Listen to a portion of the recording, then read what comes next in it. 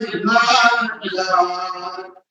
चौधरी के बेरिया रबे चौधरी के बेरिया रबे गोसे आजम मजबान गोसे दोने चारो बुला करे से शिरोदार कोटि कोटि शत्रु दले कोटि कोटि शत्रु दले কি করিতে পারে তার গোস জনে চরণ গুলাম যে করে সে শিরোধার আই মোরের তো দিল তাতে আঙ্গালিয়ে হাতে হাতে মোরের তো দিল তাতে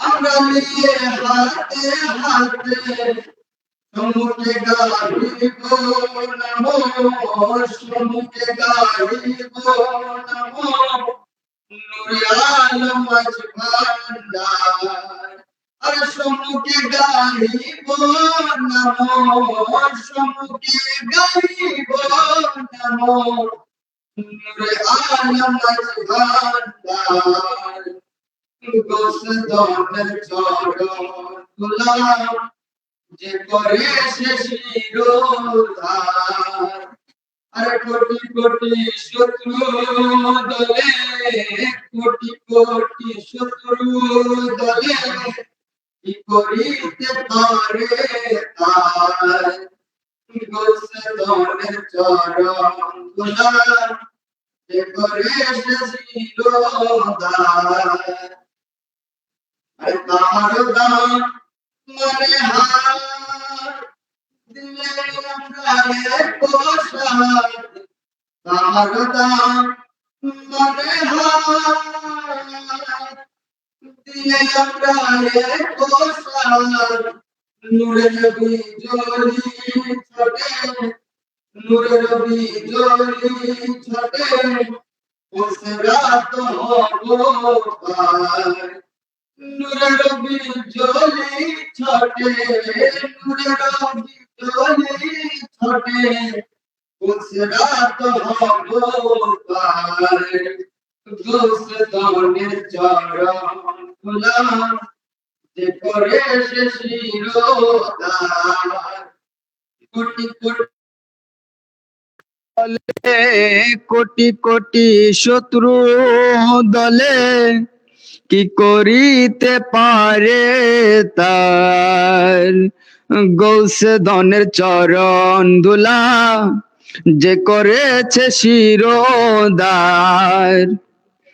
হেলায় রায় না দিন দশ হাদি শক্তি হেলায় রায় না দিন দশ হাদিহীন প্রাণপণ করি দুলা প্রাণপণ করি দুলা লও শাহ মাঝ ভান্ডার প্রাণপণ করি দুলা প্রাণপণ করি দুলা লও শাহ মাঝ ভান্ডার গৌস ধনের চরণ দুলা যে করে সে শিরোধার কোটি কোটি শত্রু দলে কোটি কোটি শত্রু দলে কি করিতে পারে তার গৌস ধনের চরণ দুলা যে করেছে শিরোধার।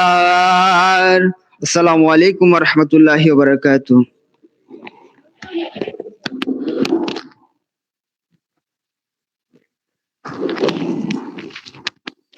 মারহাবা মারহাবা। সম্মানিত উপস্থিতি, এ পর্যায়ে আপনাদের সম্মুখে তকরির পেশ করবেন মির্জাপুর উচ্চ বিদ্যালয়ের সম্মানিত ধর্মীয় শিক্ষক, বরমালানা শাহ জামা মসজিদের সম্মানিত পেশ ইমাম হযরতুল হাস আল্লামা নিজামুর রহমান আল কাদরি মাদ্দাজিল্লুল আলী সাহেব, হযরতুল হাস আল্লামা মোহাম্মদ নিজামুর রহমান আল কাদরি মাদ্দাজিল্লুল আলী সাহেব।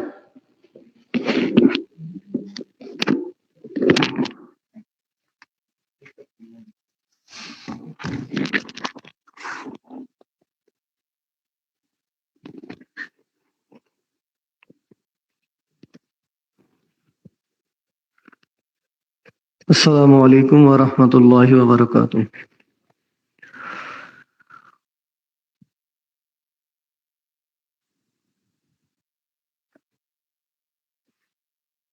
الحمد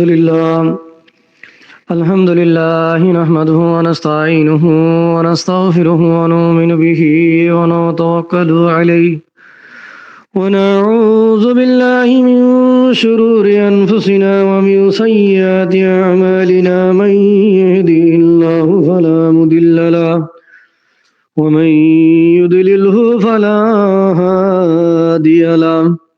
وأشهد أن لا إله إلا الله وحده لا شريك له. وأشهد أن سيدنا وسندنا ونبينا وحبيبنا وطبيبنا وطبيب قلوبنا ومولانا محمدا صلى الله تعالى عليه وسلم. وإذا قال الله تعالى عز وجل في شأن حبيبه مخبرا وآمرا: إن الله وملائكته يصلون على النبي يا أيها الذين آمنوا صلوا عليه وسلموا تسليما. على سيدنا محمد وآله.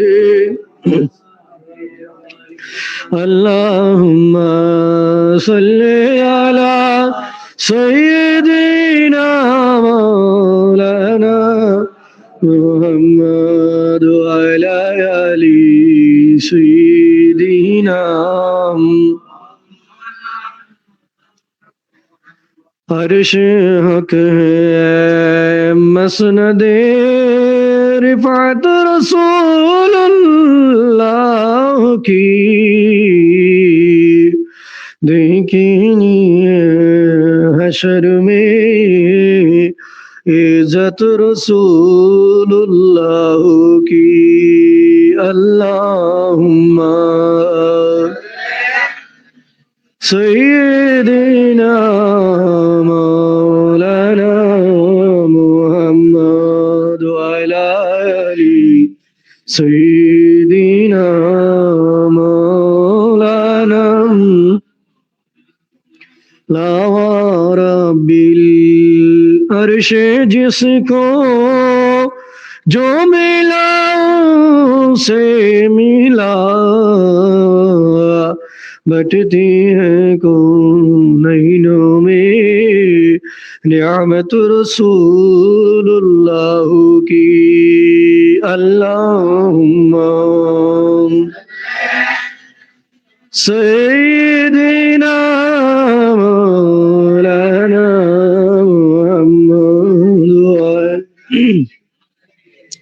सय्यिदना मौलाना मुहम्मद. उड़े जा रे বাংলার হাওয়া, উড়ে যা তুই মদিনা, নূর নবীকে গিয়ে বলবি আদমের বাসনা. আল্লাহুম্মা سيدنا مولانا محمد وعلى آل سيدنا مولانا محمد. صلاة يا رسول الله عليكم अजब रंग पे बारे मदीना ये सब जन्नती नसारे मदीना सला दुनिया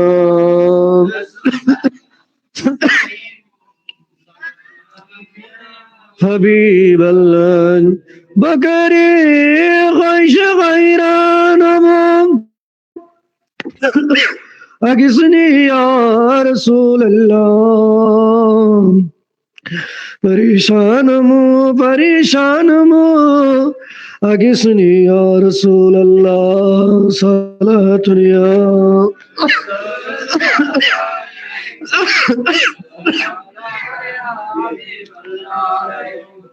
أعوذ بالله من الشيطان الرجيم بسم الله الرحمن الرحيم يا أيها الذين آمنوا اتقوا الله وكونوا مع الصادقين صدق الله مولانا العلي العظيم وصدق رسوله النبي الحبيب الكريم ونحن على ذلك لمن الشاهدين والشاكرين مولاي صل وسلم دائما ابدا على حبيبك خير خلق كلهم আলহামদুলিল্লাহ। উপস্থিত ঐতিহ্যবাহী মির্জাপুর শহীদ ফারা দরবার শরীফ সংলগ্ন মুফতি আজম সৈয়দ মসিউল্লাহ মির্জাপুরি কুদ্দুস আসিরুল আজিজ প্রকাশ বড় মাওলানা শাহ রহমতুল্লাহ আলাই জামে মসজিদ প্রাঙ্গণে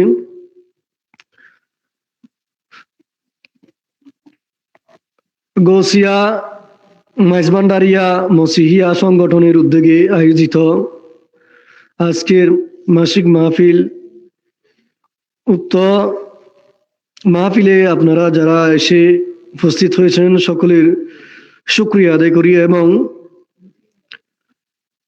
আল্লাহর দরবারে লাখো কোটি শুকরিয়া আদায় করি, কেননা রব্বুল আলামিন আমাদেরকে দয়া করে মায়া করে আশরাফুল মাখলুকাত তথা সৃষ্টির শ্রেষ্ঠ জীব হিসেবে সৃষ্টি করে আজকে মহান এই মাহফিলে এসে বসে শরীক শামিল হয়ে কিছু ধর্মীয় ওয়াজ নসিহত শ্রবণ করার তৌফিক দান করেছেন। সে রব্বুল আলামিনের শুকরিয়াতে সবাই উচ্চ আওয়াজে বলি আলহামদুলিল্লাহ, আরো জোরে বলি আলহামদুলিল্লাহ। সাথে সাথে লাখো কোটি দরুদ সালামের হাদিয়া প্রেরণ করি উম্মতের কান্ডারি নবী, মুক্তির দিশারি নবী, আকা মওলা হুজুরে পুর নূর নবী মুহাম্মদুর রাসূলুল্লাহ সাল্লাল্লাহু তাআলা আলাইহি সাল্লামের নূরানী পাক চরণে শ্রদ্ধার সাথে স্মরণ করি সমস্ত আম্বিয়া کرام, সাবিঈন, তাবিঈন, তবে তাবিঈন, আইম্মে মুস্তাহিদিন, শুহাদায়ে রাসূল, আনসার রাসূল, আশরায়ে মুবাশশিরা, খুলাফায়ে রাশিদিন, তামাম সালফে সালিহিন, আইম্মে মুতাকাদ্দিম মুতাআখিরিন সহ সমস্ত উম্মাহাতুল মুমিনাত, সারমা জাহাবের ইমাম, সিহাসিত্তার ইমাম, আহলে বায়ত রাদওয়ানুল্লাহ তাআলা আলাইহিম আজমাইন সহ সমস্ত ওলি, গোস, কুতুব, আবদাল সহ বিশেষ করে অত্র সাহেবে মাজার সৈয়দ মসিউল্লাহ মির্জাপুরি কুদ্দুস আসিরুল আজিজ সহ আমাদের মায় মুরব্বী যারা কবরের বাসিন্দা হয়ে গিয়েছে সকলের মাগফিরাত কামনা করি আল্লাহ তাদের জীবনের গুনাহ মাফ করে কবরকে জান্নাতুল আলা মাকাম জান্নাতুল ফিরদৌস নসিব করুক, সবাই বলি আমিন। আপনারা যারা যত সময় মাহফিলে এসে উপস্থিত হয়েছেন সকলের শুকরিয়া আদায় করি। আরো যারা আসার জন্য প্রস্তুতি গ্রহণ করতেছেন বা মনস্থ হয়েছেন সকলের প্রতি অনুরোধ, আপনারা অতি সত্বর মাহফিলে এসে বসে কোরআন সুন্নাহর আলোকে মুক্তসর বয়ান শুনিয়ে মুর্দা কলবকে জিন্দা করে আমলি জিন্দগিকে দুরস্ত করে ইহকালীন শান্তি, পরকালীন মুক্তি অর্জন করার সাথে সাথে প্রিয় নবী সাল্লাল্লাহু আলাইহি সাল্লামের সন্তুষ্টি হাসিল করে, আল্লাহর ওলিদের সন্তুষ্টি হাসিল করে দুনিয়ার জীবনকে সুন্দর করার জন্য আহ্বান জানাচ্ছি। বিশেষ করে মাইকের আওয়াজ যত দূর যায়, ফরদার আর অসংখ্য মস্তরাত মাহবুব রহমানি ওয়া রাহমাকুমুল্লাহ, আসসালামু আলাইকুম ওয়া রাহমাতুল্লাহি ওয়া বারাকাতুহু।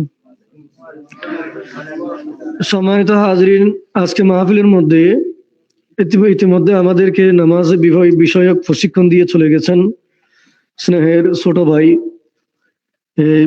সৈয়দ মোহাম্মদ আবু দাউদ, উনি এরপরে মাহফিলে আরো উপস্থিত হওয়ার জন্য মনস্থ হয়েছেন। আপনাদের সকলের সুপরিচিত গোসিয়া হক কমিটি বাংলাদেশ কেন্দ্রীয় পরিষদের সাবেক সম্মানিত সহসভাপতি, এবং আরো এসে উপস্থিত হবেন বা অত্র মসজিদের সম্মানিত খতিবুল মুকররম কাজী সৈয়দ মোহাম্মদ আবু সাইদ শেখ কিবলা মুদ্দাজিল্লুহুল আলী সহ আরো যারা উপস্থিত হয়েছেন, সকলের আমি শুকরিয়া আদায় করতেছি। এই মাহফিল অত্র এলাকার মধ্যে প্রতি মাসের মধ্যে হয়ে থাকে।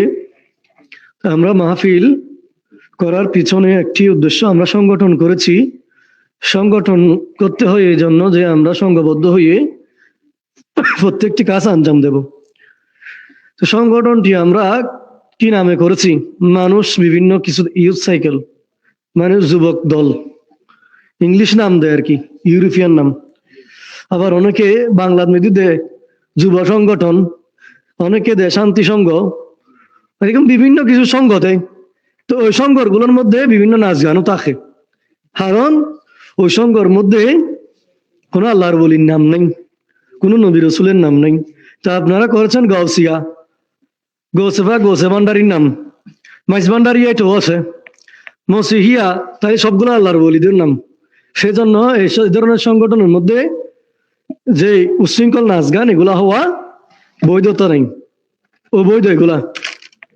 যেটা শ্যামা মাহফিল হয়, শ্যামা মাহফিলের কতগুলো শর্ত সাপেক্ষ রয়েছে, 12টি শর্ত রয়েছে শ্যামা মাহফিলের, একটা দুইটা না, 12টা। প্রথম হচ্ছে শ্যামা মাহফিলে যারা আসবে, সর্বপ্রথম হচ্ছে শ্যামা মাহফিলে যারা বসবে সবাই ওই তরিকতের ফিরবাই হতে হবে, ওই তরিকতের ফিরবাই, বাইরে কেউ হতে পারবে না। এরপর সবার উজু থাকতে হবে, সবার উজু থাকতে হবে, তরিকতের ফিরবাই হতে হবে, সবার উজু থাকতে হবে, এবং আফন ফিরের অনুমতি থাকতে হবে, আফন ফিরের অনুমতি থাকতে হবে। যেখানে শ্যামা হবে ওই জায়গাটা পবিত্র হতে হবে, ওইখানে এমন পবিত্র হতে হবে অপবিত্র কোনো কিছু এখানে অবস্থান করতে পারবে না। যদি কোনো মাঠে ময়দানে হয়, আর একটি মশালা হচ্ছে শ্যামা মাহফিল শেষ হওয়ার পর ওই মাঠের মাটিগুলা ফাঁড়া দিয়ে কোদাল দিয়ে ছাঁচি নিয়ে এগুলা ফেলাই দিতে হবে কোথায়? পবিত্র একটা পুকুরের মধ্যে। ফুঁসা হালত না আবার শ্যামা মাহফিল, এটা হতে বড় গুরুত্বপূর্ণ। তাহলে আবার এখানে কোনো মাসুম, যাদের প্রাপ্তবয়স্ক হয় নাই, ওই ধরনের ব্যক্তি থাকতে পারবে না শ্যামা মাহফিলের মধ্যে, ওই ধরনের ব্যক্তি থাকা বৈধতা নেই। এরপর ওই শ্যামা মাহফিলের মধ্যে সবার জিকিরের সুর এক সুর হতে হবে, এক তালে হতে হবে, যার যেমন খুশি তেমন করতে পারবে না। যদি যা করে অঙ্গ প্রত্যঙ্গ নাড়া সারা মাথা নাড়া যা কিছু করবে, একজন মানে ফির সাহেব যেভাবে করে সবাইকে সেভাবে করতে হবে, অথবা ফির সাহেব অনুমোদিত যে ব্যক্তি নেতৃত্ব দিবে উনি যেভাবে বলে সেভাবে করতে হবে। তো আমরা এখন বর্তমান যেগুলা করি এগুলা শ্যামা মাহফিল না, এগুলা হচ্ছে ওই একটা কথা, মেজবানদারি তরিকা হচ্ছে উপলব্ধির তরিকা, উপভোগের নয়, কিন্তু আমরা বিপরীত। অথচ রাহবারে আলম সৈয়দনা হাসান মাওলা হুজুর মুদ্দাজিল্লুহুল আলী উনি বলতেছে মেজবানদারি তরিকা হচ্ছে উপলব্ধি করার তরিকা, উপভোগ করার নয়। আমাদের ফির সাহেব বলেছে উপলব্ধি করার তরিকা, উপভোগ করার নয়, আর মুরিদেরা নিয়েছি উপভোগ করার তরিকা, উপলব্ধির নয়। নাউজুবিল্লাহ বলেন। কারণ আমরা সবাই সবকিছু উপভোগ করতেছি। মাঘ মাস আসতেছে, মহান 10 মাঘ, একটা মহিষ বা গরু নিলে সবাই এটারে কেরাসিন তেল মারে, আগুন মারে, এই তার পিছনে ভাষা বেড়ায় বেড়ায় গুতো মারে ফুঁস দিয়ে, নাউজুবিল্লাহ। অথচ যিনি গৌসুল আজম মেজবান্ডারিকে রাজি করেছে, আমির ভান্ডার ফটিয়া আমিরুজ্জামান শাহ রহমতুল্লাহ আলাই, উনি ফটিয়া থেকে মেজবান্ডার দরবার শরীফ পর্যন্ত মেজবান্ডারের হাদিয়া বলে এটাকে এত সুন্দরভাবে হাঁটায় হাঁটায় আনতো, ইতিহাসের মধ্যে লেখা আছে এটার গায়ের মধ্যে একটা বাড়ি পর্যন্ত দিত না, শুধু সারি দিত যে এটার পিছে পিছে হাঁটতো, মানে এটা হাদিয়ার জায়গায় চলে যাবে, একে কিছু করতে হবে না। আমরা দুঃখের বিষয় আমরা আল্লাহর ওলির ওয়ালাদদের, আল্লাহর ওলিদের যারা রাজি করেছেন তাদের কোনো কিছুই ধরি নাই, কোন চরিত্র আমাদের চরিত্রের সাথে মিলাই নাই। আমরা নিজের চরিত্রকে নিজের মতো করে সাজিয়ে নিজের মতো করে তরিকতকে প্রচার করার চেষ্টা করতেছি। সেজন্য মানুষ তরিকতকে হাসি ঠাট্টার বিষয় হিসেবে নিয়ে ফেলতেছে, নাউজুবিল্লাহ। নাহলে তরিকত এটা শরীয়তের উপরের সুফান, শরীয়তের উপরে যেটার অবস্থান সেটা হচ্ছে তরিকত। তো শরীয়ত ওই ব্যক্তির জন্য তরিকত যে শরীয়তের মধ্যে বিন্দু মাত্র ছাড় দেয় না। শরীয়ত পালন করার ক্ষেত্রে যার কাছ থেকে একটা ছোটখাটো বিষয় ছুটে যাবে না, ওই ব্যক্তি তরিকতের মধ্যে পা রাখতে পারবে। এরপর তরিকতের মধ্যে পা রাখার পর তরিকতের প্রত্যেকটি কাজ যে ব্যক্তি মন এক দিলে পীর সাহেবকে স্মরণ করে করবে, ওই ব্যক্তি তরিকতের মধ্যে যখন ফাঁস করবে, অর্থাৎ মোট কথা শরীয়তে ফাঁস করলে তরিকতে যেতে পারবে, তরিকতে ফাঁস করলে মারেফতে যেতে পারবে। মারেফতের মধ্যে গেলে মারেফত এটা এমন একটা পর্যায়, এটা হাকিকতের মধ্যে চলে যাবে। সুবহানাল্লাহ। হাকিকত মানি তরিকতের কাজ হচ্ছে হাকিকতে যাওয়া, মানি আল্লাহর সাথে মিলন হওয়া। সুবহানাল্লাহ। তরিকতের একটা কাজ এটা হচ্ছে আল্লাহ এবং রাসূল সাল্লাল্লাহু আলাইহি ওয়াসাল্লামের সাথে তরিকতপন্থীদের মিলন হওয়া। সুবহানাল্লাহ। তাহলে আমাদেরকে এগুলো অনুসরণ করতে হবে। আমরা যদি এগুলো অনুসরণ না করি, নিজের মন গড়া করি, তাহলে উপকারের চাইতে অপকার বেশি হয়ে যাবে, লাভের চাইতে ক্ষতি বেশি হয়ে যাবে। তো সুতরাং আমি তরিকতপন্থী ভাইদেরকে অনুরোধ জানাবো, তরিকত এটা হাসি ঠাট্টার বিষয় না, এটা রং তামাশার বিষয় না, এটা অনেক কঠিন বিষয়। অর্থাৎ শরীয়তের মধ্যে যে ফাঁস করবে সেই তরিকতের মধ্যে দাখিল হতে পারবে। এখন শরীয়তের মধ্যে ফাঁস করতে হলে তো নামাজ, রোজা, হজ, যাকাত, ওযু এগুলো সবগুলা একেবারে যথাযথভাবে আদায় করতে হবে। কারো কাছ থেকে যদি এক ওয়াক্ত নামাজ ছুটে যায়, সেই শরীয়তের মধ্যে ফেল করবে, ফাঁস করতে পারবে না। এক ওয়াক্ত নামাজ ছুটে গেলে সে শরীয়তের মধ্যে ফেল। হ্যাঁ, যে ব্যক্তি শরীয়তে ফেল করবে সে কিভাবে তরিকতে, যে ব্যক্তি ক্লাস 10 এর এসএসসি পরীক্ষায় ফেল করবে সে কিভাবে কলেজের মধ্যে ভর্তি হবে? এটা তো সম্ভব না। কলেজে যাওয়া এটা সম্ভব না, এটা অসম্ভব বিষয়। আমি বোঝার জন্য এই জেনারেল লাইন দিয়ে বুঝাই দিচ্ছি আপনাদেরকে। শরীয়তের মধ্যে পাস করলে তরিকতে যেতে পারবে, তরিকতের মধ্যে পাস করলে অর্থাৎ কলেজের মধ্যে পাস করলে আপনি বিশ্ববিদ্যালয়ে চলে যাবেন, ইউনিভার্সিটি। এটা ব্যাপক একটা পড়ালেখার বিষয়, এটা অন্যরকম। আগে 11 বছর 12 বছর পর্যন্ত একরকম পড়েছি, আবার বিশ্ববিদ্যালয়ে যাই দেখি আর একরকম। ঠিক শরীয়তে পাস করলে তরিকতে যাবেন, তরিকতে পাস করলে মারেফতে যাবেন, মারেফতে গেলে এটা আরেক বিষয়, এটা অন্যরকম একটা বিষয়। এটা সবকিছু ভিন্ন, আলাদা। এই মারেফতের মধ্যে বাস করে ফেললে, বিশ্ববিদ্যালয়ে বাস করলে আপনি দেশের মধ্যে সর্বোচ্চ শিক্ষিত হবেন। মারেফতের মধ্যে বাস করলে আপনি হাকিকতে চলে যাবেন, হাকিকতে গেলে আল্লাহর সাথে রসুলের সাথে মিলন হবে, আপন পীরের সাথে। তো এটাই হচ্ছে আমাদের উদ্দেশ্য, আর কিছু না। এটা তাসাউফের কিতাবের মধ্যে এটাকে ওইভাবে উল্লেখ করা হয়েছে। ফানার পর বাকা, যে ব্যক্তি ফানা হয়ে যাবে ফিরের জন্য, ফির যদি তাকে কবুল করে তাহলে সে বাকা পাবে। বাকা মানে আল্লাহর সাথে মিলন হবে। সুবহানাল্লাহ। তো এইভাবে আমাদের একেবারে এখন বর্তমান বাংলা থেকে শুরু করে বিভিন্ন, আগে তো কিতাবগুলা উর্দু, আরবি, ফার্সি ছিল, সেজন্য সবাই পড়তে পারতো না, তো সবাই জানতো না।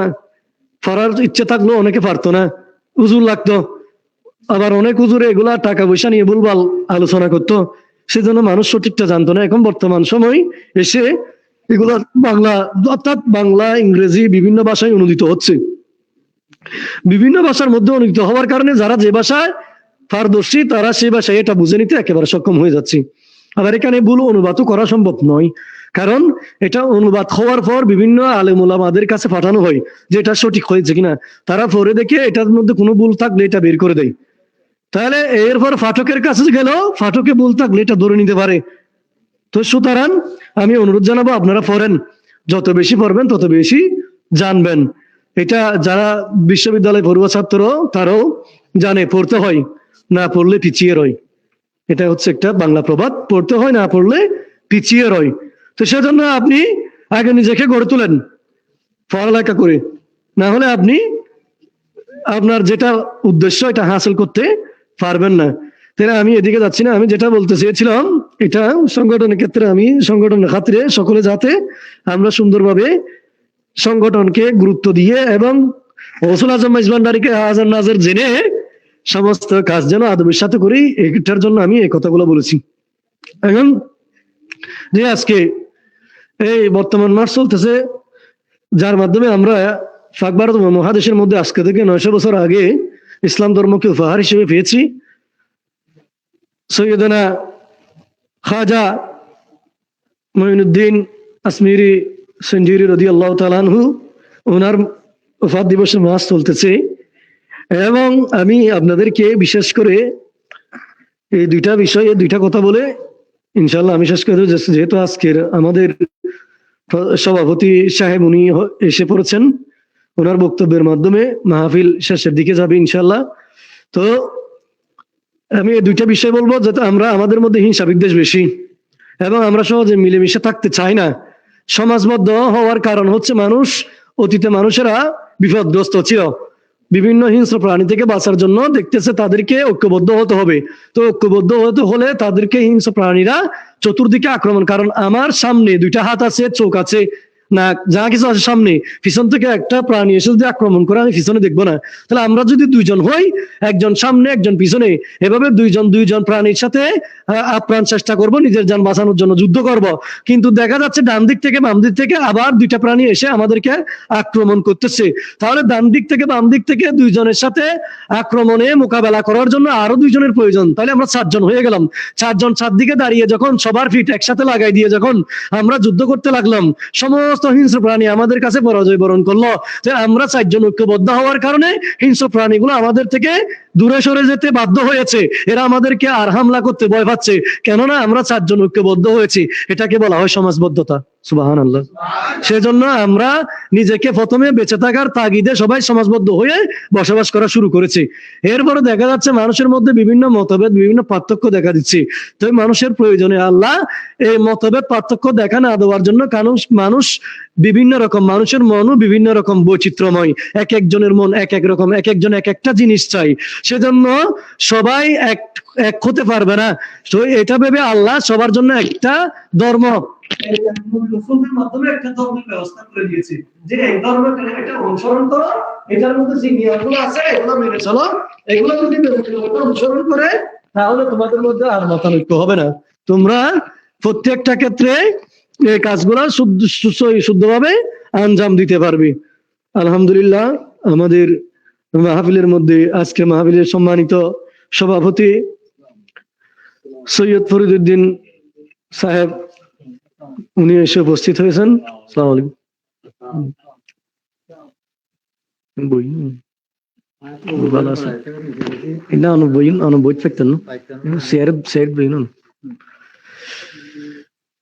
যেহেতু আমাদের যিনি প্রধান আকর্ষণ, উনি সকলের মুরব্বী, সকলের বয়োজ্যেষ্ঠ, সকলকে যিনি উপদেশ দেওয়ার মতো ক্ষমতা রাখেন, সৈয়দ ফরিদউদ্দিন সাহেব উনি এসে উপস্থিত হয়েছেন। আমি আমার বক্তব্য দীর্ঘায়িত না করে ওনাকে ওনার মূল্যবান বক্তব্য দেওয়ার জন্য আমি ইনশাল্লাহ ইতি টানবো। তো যেটা বলতে চেয়েছিলাম, তাহলে আমরা সমাজবদ্ধ হয়ে বসবাস করি কেন? এই নিজেকে বাঁচানোর জন্য। এখন মানুষের বিভিন্ন রকম চাহিদা হওয়ার কারণে আল্লাহ একটা ধর্ম দিয়েছে, এটা মতো তোমরা চলো। কিন্তু মানুষ যুগে যুগে বিভিন্ন ধর্মে বিভিন্নভাবে বিভিন্ন ধর্মে বিভক্ত হয়ে গিয়েছে। বিভক্ত হওয়ার পরও আমরা রাষ্ট্র পরিচালনা করার জন্য কি করি? একটা সংবিধান তৈরি করি রাষ্ট্রকে পরিচালনা করার জন্য। কারণ রাষ্ট্রের মধ্যে বিভিন্ন রকম মানুষ থাকবে, এদেরকে একটি নিয়মে পরিচালনা করার জন্য একটা বিধান, যেটা হিন্দু, বৌদ্ধ, খ্রিস্টান, মুসলমান সবাই মানতে পারবে, এরকম একটা বিধান তৈরি করে দিই আমরা। তো এভাবে বিধান তৈরি করে আমরা সংঘবদ্ধভাবে আমরা সঠিকভাবে রাষ্ট্র পরিচালনা করি, সমাজ পরিচালনা করি, পরিবার পরিচালনা করি। তাই এগুলা করি যাতে আমাদের ভিতরে হিংসা বিদ্বেষ এগুলো না থাকে। এরপরও দেখা যায় আমাদের ভিতরে হিংসা বিদ্বেষ। তো আমি অনুরোধ জানাবো, হিংসা বিদ্বেষ থাকলে আপনি কখনো তরিকতপন্থী হতে পারবেন না। গৌসুল আজম মেজবান্ডারির অন্তরে কোনো হিংসা বিদ্বেষ ছিল না, মসিউল হাসান মির্জাপুরের অন্তরে কোনো হিংসা বিদ্বেষ ছিল না, পৃথিবীর কোনো আলেমদের, কোনো আল্লাহর ওলিদের অন্তরে হিংসা বিদ্বেষ ছিল না, থাকে না। এরা মাটির মতো সবার সাথে মিশে যেতেন, সুবহানাল্লাহ। আর এরা তো মুসলমানদের কাছে কোনো ইসলাম প্রচারও করতেন না, কারণ মুসলমান তো মুসলমান, এদের কাছে আর কি ইসলাম প্রচার করবে। এরা সবসময় উগ্রপন্থীদেরকে আকৃষ্ট করে ভালো হতে আনতো। আমি একটা ঘটনা বলি। সৈয়দনা বাজিদ বুস্তামি রাদিয়াল্লাহু তাআলা আনহু, উনি যখন এখানে এসেছেন, উনি একেবারে আল্লাহ রাসূলের আওলাদ। উনি যখন এখানে এসেছেন, ওনাকে ওই বাইজিদ যে জায়গাটা, এটা বাইজিদের নামে বাইজিদ হয়েছে, অর্থাৎ এখানে নর্তকীরা নাচতো, পতিতালয় ছিল। তো একজন অতি সুন্দরী নারী সব এই প্রত্যেক রাতে অনেকজন পুরুষকে নিজের দেহ এটা টাকার বিনিময়ে বিক্রি করতেছে। তো এভাবে তো পুরুষ মানুষেরা কি হয়ে যাচ্ছে, খারাপ হয়ে যাচ্ছে। তো এখন সৈয়দনা বাজিদ বুস্তামি রাদিয়াল্লাহু তাআলা আনহুর কাছে কতগুলা যুবক গিয়ে বলতেছে, হুজুর এখানে খারাপ কাজগুলো হচ্ছে, এভাবে হতে থাকলে তো এই এলাকা ধ্বংস হয়ে যাবে, আল্লাহর গজব নেমে আসবে। যেভাবে লূত আলাইহিস সালামের সম্প্রদায়ের উপর আল্লাহর গজব নেমে এসেছিল, আপনি একটু এটার জন্য একটা ব্যবস্থা করেন। তখন সৈয়দনা বাজিদ বুস্তামি রাদিয়াল্লাহু তাআলা আনহু বলতেছে, আচ্ছা ঠিক আছে, তোমরা যাও, আমি ব্যবস্থা করব। ওই মেয়ের কাছে গিয়ে বলতেছে, তোমার এক রাতের ভাড়া কয় টাকা? বলতেছে, আমার আজ পুরো রাতের ভাড়া তৎকালীন 200 দিরহাম দিতে হবে। ঠিক আছে, দিব। নিয়ে নিলেন এক রাতের জন্য। ঠিক, এই এক রাত তুমি আর কাউকে ভাড়া করতে পারবে না, শুধু আমি তোমাকে এক রাতের জন্য ভাড়া করেছি। এখন এক রাতের জন্য ভাড়া করে যখন সৈয়দনা বাজিদ বুস্তামি রাদিয়াল্লাহু তাআলা আনহুর ঘরে নিয়ে আসলো, এখন সমস্ত যুবকরা, সেজন্য আল্লাহর ওলিদের আধ্যাত্মিকতা এগুলো সাধারণভাবে কেউ বুঝবে না। সমস্ত এলাকার মানুষ সবাই রাগান্বিত হয়ে গেল, কিরে হুজুরকে বলছি এটা থেকে মানুষকে পরিত্রাণ দেওয়ার জন্য, মুক্তি দেওয়ার জন্য, হুজুর তো নিজেই এই কাজ করে ফেলবে, নাউজুবিল্লাহ। এখন এটা সবাই খুব রাগান্বিত, ঘরের বাইরে দাঁড়িয়ে আছে হুজুরের বিরুদ্ধে সবাই, মানে হুজুরকে কি কিছু একটা করবে, রাগ নিয়ে দাঁড়িয়ে আছে। এখন সৈয়দনা বাজিদ বুস্তামি রাদিয়াল্লাহু তাআলা আনহু ঘরের মধ্যে ওই নারীকে বলতেছে যে, যেহেতু আমি তোমাকে এক রাতের জন্য ভাড়া করেছি, এই রাত আমি যেটা বলি তুমি সেটা করবে। তখন মেয়েটা বলতেছে, ঠিক আছে, আমার কাজে হচ্ছে সেটা, আপনি যেভাবে বলবেন আমি সেভাবেই করব। হচ্ছে ওই দুপুরে একটা কূপ আছে, ওই কূপ থেকে গোসল করে এক জোড়া কাপড় দিলেন, গোসল করে উজু করে আসো। উনি বলছে, হুজুর এটা কি জন্য করবো? আমি যেটা বলি সেটাই করতে হবে, কারণ আমি এক রাতের জন্য কিনেছি। ঠিক আছে, এখন গোসল করে উজু করে আসলো। আসার পর বলতেছে, এবার তুমি দোয়া শিখাই দিলেন। বলতে নামাজ পড়তে হবে, আমি নামাজ জানি না, আমি এটা বলতেছি। আমি দোয়া শিখাই দিল, নামাজের তরতিব শিখাই দিই। বলছে, এবার যাই নামাজের মধ্যে দাঁড়াও। নিয়ত শিখাই দিলেন, নিয়ত করলেন। নামাজের নিয়ত করে যখন 2 রাকাত নফল নামাজ শুরু করে দিলাম এটা, এদিকে সৈয়দনা বাজিদ বুস্তামি রাদিয়াল্লাহু তাআলা আনহু যাই নামাজের মধ্যে বসে আল্লাহর দরবারে 2টি হাত তুলে দিয়ে বলতেছে, আল্লাহ আমার কাজ শেষ, আমি আপনার নামাজ পর্যন্ত এনে দিয়েছি, নামাজ থেকে বাকি কাজ হচ্ছে আপনার। সুবহানাল্লাহ। ওই মেয়েটা নামাজের মধ্যে মুহূর্তের মধ্যে পরিবর্তন হয়ে নামাজ সালাম ফিরানোর সাথে সাথে বাজিদ বুস্তামির কদমে লুটে পড়ে তওবা করে একজন নেককার মেয়ে হয়ে গিয়েছে। সুবহানাল্লাহ। সমগ্র জাতি দেখলো এটাই হচ্ছে আল্লাহর ওলিদের কেরামত। সেজন্য রমেশশীল অনেক খারাপ বিশ্রী গান গাইতো। যুব সমাজ ধ্বংস হয়ে যাচ্ছে। গৌসুল আজম মেজবান্ডারির দরবারে আসলো সবাই, হুজুর এত বিশ্রী গান গাই, মানুষেরা তো এভাবে থাকলে খারাপ হয়ে যাবে, যুব সমাজ বরবাদ হয়ে যাবে, আপনি একটা কাজ করেন, একে যেভাবে হোক এই গানগুলো বন্ধ করার চেষ্টা করেন। গৌসুল আজম মেজবান্ডারি বলছে, ঠিক আছে, সমস্যা নেই। একদিন তাকে ডাকি, রমেশশীলকে বলতেছে, রমেশশীল তুমি আজকে থেকে আর অন্য গান যেগুলা করো মানুষকে আকৃষ্ট করার জন্য, এগুলা সবগুলা বাদ দিবা, শুধু মেজবান্ডারি কালাম গাইবে। সুবহানাল্লাহ। ওই দিন থেকে রমেশশীল মেজবান্ডারি কালাম ধরেছে যে আর কোন ধরনের কোনো গান তার মুখ দিয়ে কোনোদিনও বের হয় নাই। গৌসুল আজম মেজবান্ডারি মুহূর্তের মধ্যে এটা পরিবর্তন করে শুধু কালামের মাধ্যমে। আল্লাহর ওলিদের কাছে এটা আছে, এটার নাম হচ্ছে কেরামতে আউলিয়া। আল্লাহর ওলিরা এগুলো পারে। তো এভাবে মানুষদেরকে খারাপ পথ থেকে ভালো পথের মধ্যে, খারাপ কাজ থেকে ভালো কাজের মধ্যে আল্লাহর ওলিরা এনেছে। এখন আমরা যারা আছি, আমরা যদি এই মানুষদেরকে বিভিন্ন খারাপ কাজ থেকে আসার সুযোগ না দিই, তাহলে মানুষরা তো আসবে না। আমরা ইনকার করি, এই যে আমাদের ছোট ছেলেগুলো হয়তো অনেকে দুষ্টমি করে, ফতেকারে দুষ্টমি করে, সেজন্য অনেকে বকাঝকাও দেয় তো আমি অনুরোধ জানাবো, তাদেরকে বুঝান, বকাঝকা যত দিবেন, এটা সায়েন্সও বলে, আপনি আপনার বাচ্চাকে বেশি শাসন করলে, বেশি বকাঝকা করলে আপনার বাচ্চা এটা এই এক ধরনের উগ্র হয়ে যাবে, এ কাউকে মানবে না। আর আপনি যদি আপনার বাচ্চাকে ছোটবেলা থেকে একটু বোঝানোর চেষ্টা করেন, বুঝাই ভালো মতো আনার চেষ্টা করেন, সেই একেবারে সুন্দর আদবদার হয়ে যাবে। সুবহানাল্লাহ। তো আপনারা যারা মনে করেন আমি মনে করি আমি ভালো, আমার কাজগুলো ভালো, তাহলে আরেকজনকে এগুলা শেখানোর চেষ্টা করব। আর যদি আমার মনে হয় আমার কাজগুলো ভালো নয়, আমি ভালো নই, তাহলে আরেকজনকে এগুলার দিকে আকৃষ্ট করার চেষ্টা করব না। তো সুতরাং আমি যদি মনে করি আমি ভালো, তাহলে আমার কাজ হচ্ছে আমার ভালো কাজগুলো অন্যদেরকে শিক্ষা দেওয়া, তাদেরকে এদিকে ডেকে আনা। তো আমি অনুরোধ জানাবো যেন এই ছেলেদেরকে, অর্থাৎ আমাদের যারা ছোট বাচ্চারা আছে, ছোট ছাত্র ছাত্রীরা যারা আছে, এদেরকে যেন আমরা বোঝানোর মাধ্যমে তাদেরকে ভালো পথে আনার চেষ্টা করি সবসময়। এদেরকে বিভিন্ন কিছুতে যেন আমরা উৎসাহ দিই, ভালো কাজের মধ্যে উৎসাহ দিলে এরা ভালো কাজের মধ্যে আসবে। তা এরপরে আরেকটি হিংসা বিদ্বেষ ছেড়ে দেওয়ার জন্য অনেক সময় দেখবেন হুদায়বিয়ার সন্ধি, অনেকে জানেন, রাসূল পাক সাল্লাল্লাহু তাআলা আলাইহি সাল্লাম অনেক বছর হয়ে গেল, 6ষ্ঠ হিজরিতে, প্রায় 6 বছর হয়ে গেছে।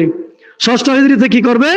সাহাবায়ে কেরাম আরজ করলো, ইয়া রাসূলুল্লাহ, আপনার সাথে হিজরত করে চলে এসেছি, স্বামী, আমাদের স্ত্রী, মা, বাবা, পুত্র, কন্যা সবাইকে রাখি আপনার সাথে চলে এসেছি, তাদের জন্য অনেক দয়া, পেট ফুটতেছে, একেবারে সহ্য হচ্ছে না, তাদেরকে দেখার জন্য মন চাচ্ছে, এবার চলেন একটু মক্কার দিকে আবার যাই। তখন মক্কার কাফেররা কি আমাদেরকে ছাড়বে?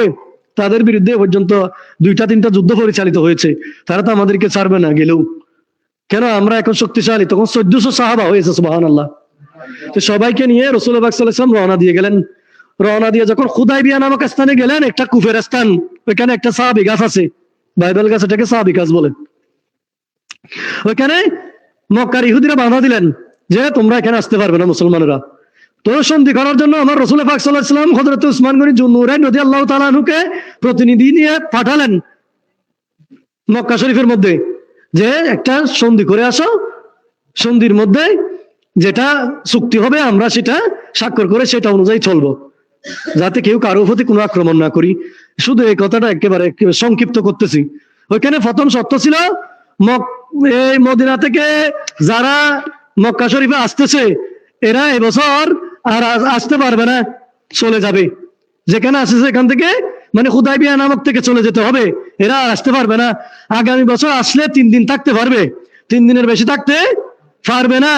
এবং সাথে একটা কুশবদ্ধ খঞ্জর নিয়ে আসতে পারবে, ছোট তলোয়ারি, বড় না, যাতে বড় তলোয়ারি আনলে হয়তো তারা যুদ্ধ করে আমাদেরকে পরাজিত করবে, সেজন্য ছোট্ট একটা তলোয়ারি নিয়ে আসবে আত্মরক্ষার জন্য। এরপরে হচ্ছে আমাদের কোন মক্কাবাসী যদি মুসলমান হয়ে যায় তাদেরকে ফেরত দিয়ে যেতে হবে, আমাদের অনুমতি ব্যতীত কেউ মুসলমান হতে পারবে না। আর কোন মদিনাবাসী যদি কাফের হয়ে যায় তাহলে তারা কাফের হয়ে থাকবে, তাদেরকে ফেরত নিয়ে যেতে পারবে না। সবগুলা কার পক্ষে? মক্কাবাসীদের পক্ষে, কাফেরদের পক্ষে, ইহুদিদের পক্ষে। একটাও আমার নবীর পক্ষে নাই, একটাও আমার নবীর পক্ষে, মুসলমানের পক্ষে নাই চুক্তিগুলা। তারপরে আমার নবী এখানে স্বাক্ষর করে দিয়েছে, সাইন করে দিয়েছে। সাহাবায়ে কেরাম বলতেছে, ইয়া রাসূলুল্লাহ, আপনি এটা কি কাজ করলেন? এখানে তো আমাদের পক্ষে কিছু নাই, তারপরে আপনি কিভাবে সাইন করে দিলেন, স্বাক্ষর দস্তখত কিভাবে করে দিলেন? বলতেছে এটাই আমাদের বিজয়। এটার সাথে সাথে আল্লাহ কোরআনের আয়াত নাজিল করে দিয়েছে, ইন্না ফাতাহনা লাকা ফাতাহাম মুবিনা। সুবহানাল্লাহ। ইয়া রাসূলুল্লাহ, এটা আপনার জন্য প্রকাশ্য বিজয়। এই স্বাক্ষর দেখে এই কাফেররা বলতেছে, আরে এটা কিরকম, এটা তো আসলেই সত্য নবী, এটা আসলেই হক, না হলে সবগুলো আমাদের পক্ষে। এরপরও সে সাইন করে দিয়েছে। সুবহানাল্লাহ। এটাই হচ্ছে বিজয়, যে আমাদের পক্ষে হওয়ার পরও সবগুলাতে সাইন করে দিয়েছে। সুবহানাল্লাহ। তাহলে আমার নবী ছিলেন সেরকম। এখন আমরা নিজের গুলো আগে। আমার নবী বলতেছে না সমস্ত সুযোগ সুবিধা তাদেরকে দিব, তারপরেও এটা পাওয়ার পর তারা আমাদের ইসলামের মধ্যে এসে যাবে। এরপরে যেটা বলতে চেয়েছিলাম, খাজা আজমিরি রাদিয়াল্লাহু তাআলা আনহু, উনি 90,000 মুসলমান বানিয়েছেন ভারতবর্ষের মধ্যে, একবারের জন্য তলোয়ারে হাতে নেয় নাই। সুবহানাল্লাহ। ভালোবাসা দিয়ে বানিয়েছেন। সেজন্য আমার খাজা আজমির যেদিন ইন্তেকাল করেছে, ওই দিন কপালের মধ্যে আরবিতে উঠে গেছে, হাজা হাবিবুল্লাহ মাতা হুব্বুল্লাহ। সুবহানাল্লাহ। মানে আমি আল্লাহর বন্ধু, আল্লাহকে খুশি করার জন্য আমি ইন্তেকাল করেছি। সুবহানাল্লাহ। আল্লাহকে খুশি করার জন্য, তাই আল্লাহর নির্দেশ ছিল, আল্লাহর হুকুম ছিল, সেজন্য আমি ইন্তেকাল করেছি, সুবহানাল্লাহ। তাহলে খাজা আজমিরি উনি এতগুলো মুসলমান বানিয়েছে, যেখানে হিন্দুস্তান নাম ছিল কোনো মুসলমান ছিল না, ওইখানে এতগুলো মুসলমান বানিয়েছেন তলোয়ারি ছাড়া, শুধুমাত্র ভালোবাসা দিয়ে, মুখের সুন্দর শান্তিময় কথা দিয়ে। তাহলে আমরা কেন মানুষকে কর্কশ ভাষা এগুলা উচ্চারণ করব? আমরা মানুষকে কেন গালিগালাজ করব? মানুষকে কেন কঠিন ভাষা এগুলা করবো? এগুলা যেন আমরা না করি। খাজা আজমিরের অনেকগুলো সম্মান আজমত কেরামত রয়েছে। যেহেতু সময় আজকে সংক্ষিপ্ত, অন্য আরেকদিন ইনশাল্লাহ খাজা আজমিরের জীবনীর উপর আলোচনা হবে। আমি আমার আলোচনা দীর্ঘায়িত আর করব না। আমি আমার এই মাহফিল ইন্তেজামিয়া কমিটির সমস্ত ভাইদেরকে, যারা শ্রবণ করতে এসেছেন, সকলের প্রতি আমি শুধু একটাই অনুরোধ জানাবো, আমরা যারা তরিকতপন্থী, আমরা যেন আপন আপন পীর ও মুর্শিদের নির্দেশনাগুলো মেনে চলি, তরিকতের হুকুমগুলা যেন মেনে চলি, এবং তরিকতকে যেন আমরা উপলব্ধি করে আমরা যেন নিজেকে ওই পীর ও মুর্শিদের যে চরিত্র আমাদেরকে গঠন করার কথা বলা হয়েছে, ওই চরিত্রবান করতে পারি এবং কোরআন সুন্নাহ মোতাবেক জীবন যাপন করতে পারি। আল্লাহ যেন আমাদেরকে এই তৌফিক দান করেন। সবাই বলি আমিন। আমি আপনাদেরকে এই অনুরোধ জানিয়ে আমার গুছালো বক্তব্য এটি টানলাম। আসসালামু আলাইকুম ওয়া রাহমাতুল্লাহি ওয়া বারাকাতুহু।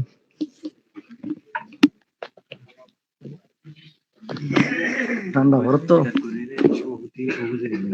হামদি ভালো নেই।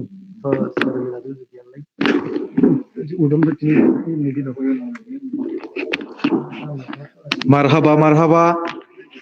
এতক্ষণ যাবত আপনাদের সম্মুখে বয়ান পেশ করেছেন আজকের এই মাহফিলের সম্মানিত প্রধান ওয়াইজিন, মির্জাপুর উচ্চ বিদ্যালয়ের সম্মানিত ধর্মীয় শিক্ষক, বরমৌলানা শাহ জামে মসজিদের সম্মানিত পেশ ইমাম হযরতুল হাজ আল্লামা মাওলানা নেজামুর রহমান আল কাদরি মাদ্দাজিলুল আলী সাহেব আমাদের মাঝে এসে উপস্থিত হয়েছেন। আজকের মাহফিলের সম্মানিত সভাপতি, মাইজভান্ডারী গাউসিয়া হক কমিটি বাংলাদেশ কেন্দ্রীয় পরিষদের সম্মানিত সাবেক সভাপতি, মির্জাপুর জয়নুল উলুম আলিম মাদ্রাসা পরিচালনা পরিষদের সাবেক সম্মানিত সভাপতি জনাব সৈয়দ ফরিদউদ্দিন আহমেদ সাহেব, তুমি যদি আল্লাহ পাকের সান্নিধ্য বা সামনে বসতে চাও, তবে কামেল অলিগণের দরবারে বসে যাও। কালামে জালাল উদ্দিন রুমি রহমতুল্লাহ আলাই। সম্মানিত উপস্থিতি, এ পর্যায়ে আপনাদের সম্মুখে বক্তব্য রাখবেন আজকের মাহফিলের সম্মানিত সভাপতি, মাইজভান্ডারী গাউসিয়া হক কমিটি বাংলাদেশ কেন্দ্রীয় পরিষদের সম্মানিত সাবেক সভাপতি জনাব সৈয়দ ফরিদউদ্দিন আহমেদ সাহেব।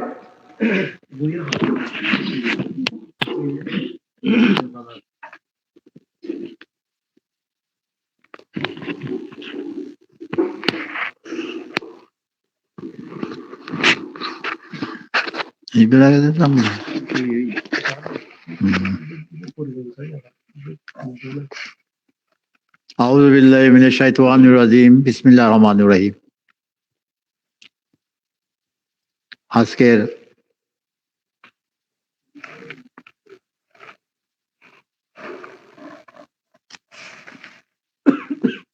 মাসিক মাহফিল ও শ্যামা মাহফিল মাইজভান্ডারী গাউসিয়া মুসিয়া সংগঠনের পক্ষ থেকে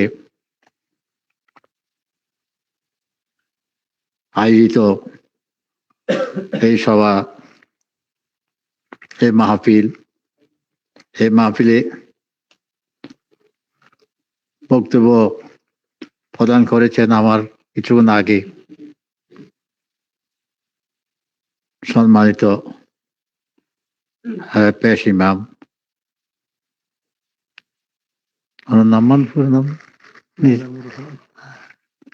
মোহাম্মদ নিজামুর রহমান আল কাদরি সাহেব,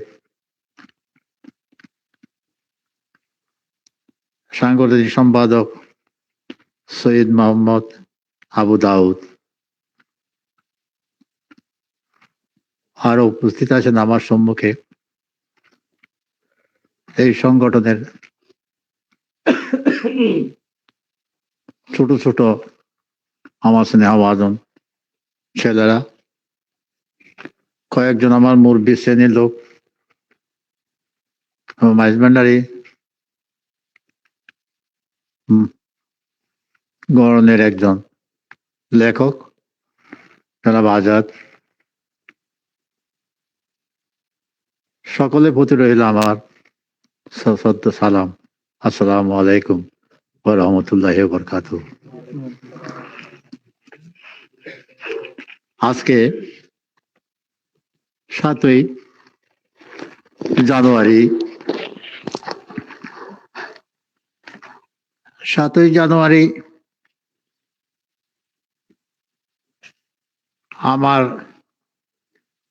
একসময় আমার দৃষ্টিকোণ থেকে 7ই জানুয়ারি মসিউল্লাহ মির্জাপুরের জন্ম তারিখ হিসাবে আমার জানা ছিল। বহু আগের কথা। আমার হাতের লেখা কাগজপত্র আমার নিকট এখন নেই। যখন আমি এই মসিউল্লাহ মির্জাপুরের কাবলা আলমের ওরস মোবারক আমার হাতে নিয়েছিলাম 1967 সালের দিকে কথা।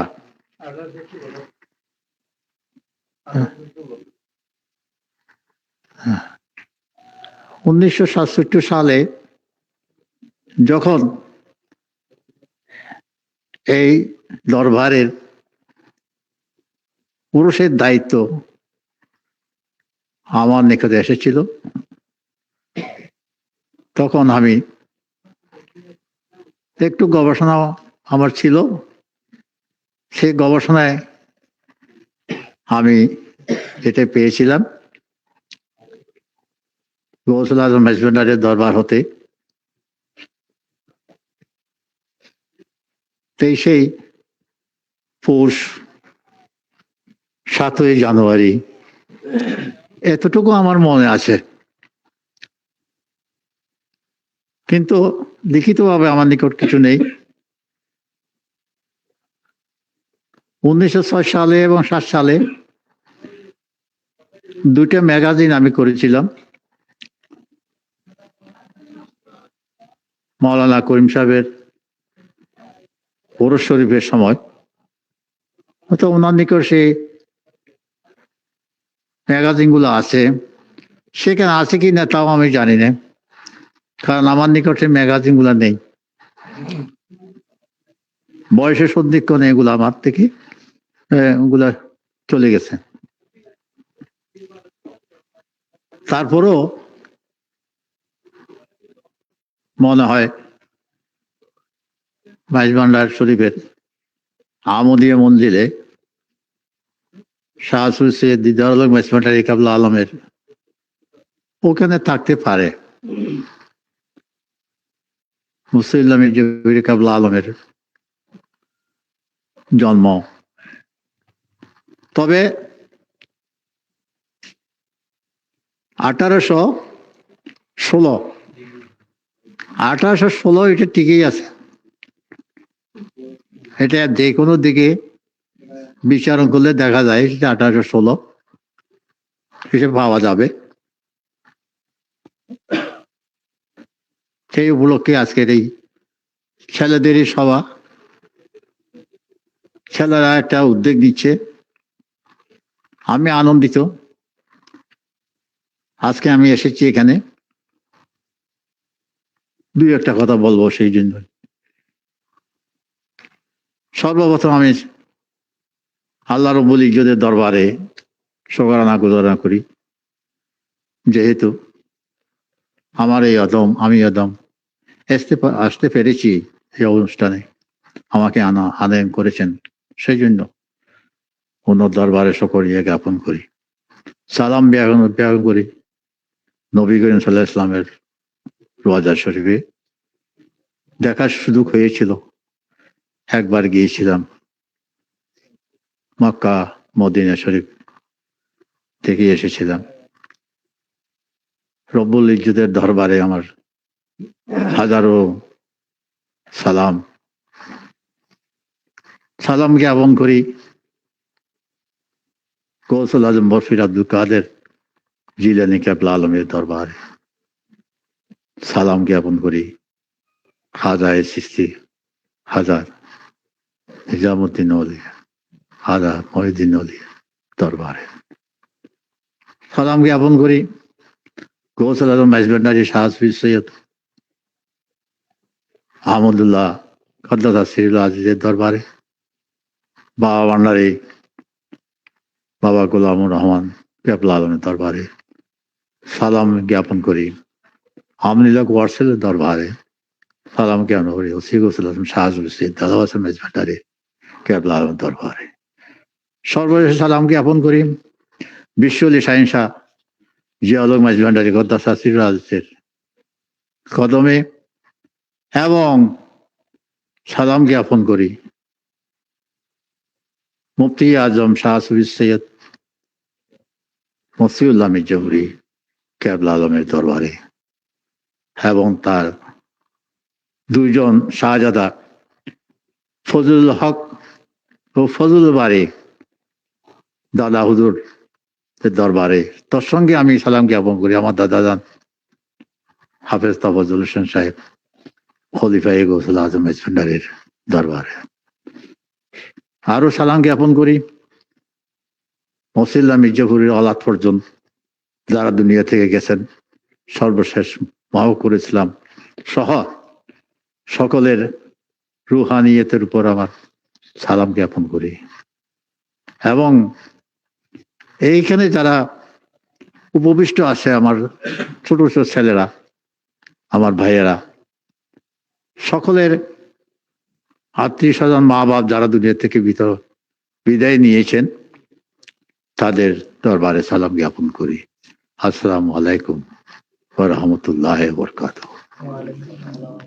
আজকের মসিউল্লাহ মির্জাপুরী অবস্থান দিয়ে আলোচনা করতে গেলে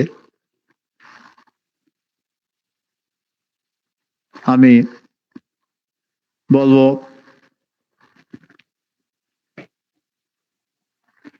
সুলতানিয়াতের আমল যেটা ছিল, সেই সুলতানিয়াত আমলে গৌর রাজধানী ছিল। গৌর রাজধানী থেকে আব্দুল হামিদ গৌর তার সাঙ্গপাঙ্গ নিয়ে এক মহামারী ছিল, সেখানে মহামারী থেকে বাংলাদেশে দেখে গমন করেছিলেন। এই আব্দুল হামিদ গৌরের সংযুক্ত হয়ে মির্জাপুরে যার আগমন, সৈয়দ নূরের আগমন এখানে হয়েছিল। আব্দুল হামিদ গৌরের ইতিহাসটা আমরা পাই গৌসুল আজম মাইজভান্ডারীর জীবনী শরীফে। সেই জীবনী শরীফের মধ্যে আমরা দেখতে পাই আব্দুল হামিদ আল্লাহ রসুল সাল্লাল্লাহু আলাইহি ওয়াসাল্লামের আহলে বাইত একজন। তার সঙ্গে যারা এসেছিলেন সকলেই আহলে বাইতের অনুসারী অথবা আহলে বাইত। উনি ফটিয়ার হামিদগাঁও নামে একটা জায়গা আছে, ওখানে বসতি স্থাপন করেছিলেন এবং ওনার সঙ্গে যারা এসেছেন তারা বিভিন্ন অবস্থানে এসে তারা বাসস্থান নির্ধারণ করেছিলেন। আজকে 200-250 বছর আগের কথা, সেটা প্রায় 300 বছর হবে, 300 বছর উপরে হতে পারে। তখন লোকসংখ্যা ছিল খুবই কম, একটা বাড়ি এখানে আর একটা বাড়ি বহু দূরে, এরকম অবস্থান। সুলতানিয়াতের শাসনবার অবস্থান ভিত্তিতে কেউ কেউ বলে থাকে আমাদের এই গ্রামের নামটা কি মির্জাপুর।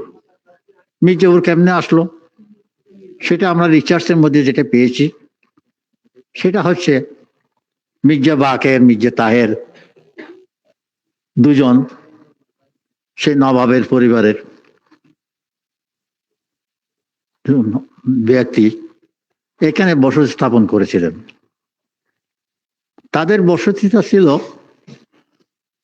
মির্জাপুরের বাকের ডি আর গদার ডি, এই দুই দিকের মাঝখান দিয়ে। ওটা পিছনের দিকে, এটা সামনের দিকে। ওটা মহিলারা ব্যবহার করতো, এটা পুরুষেরা ব্যবহার করতো। মাঝখানে তাদের বাসস্থান ছিল। সেই বাসস্থানে তারা আসার সময় তাদের ফিরকে তারা সঙ্গে নিয়ে এসেছেন। ওই আব্দুল হামিদ গৌরের সংযুক্ত তারাও ছিল, মহামারী থেকে ওখান থেকে চলে আসছিল। তাদের পীরকে তারা নিয়েছিল। এই পীর হচ্ছে সৈয়দ নূর।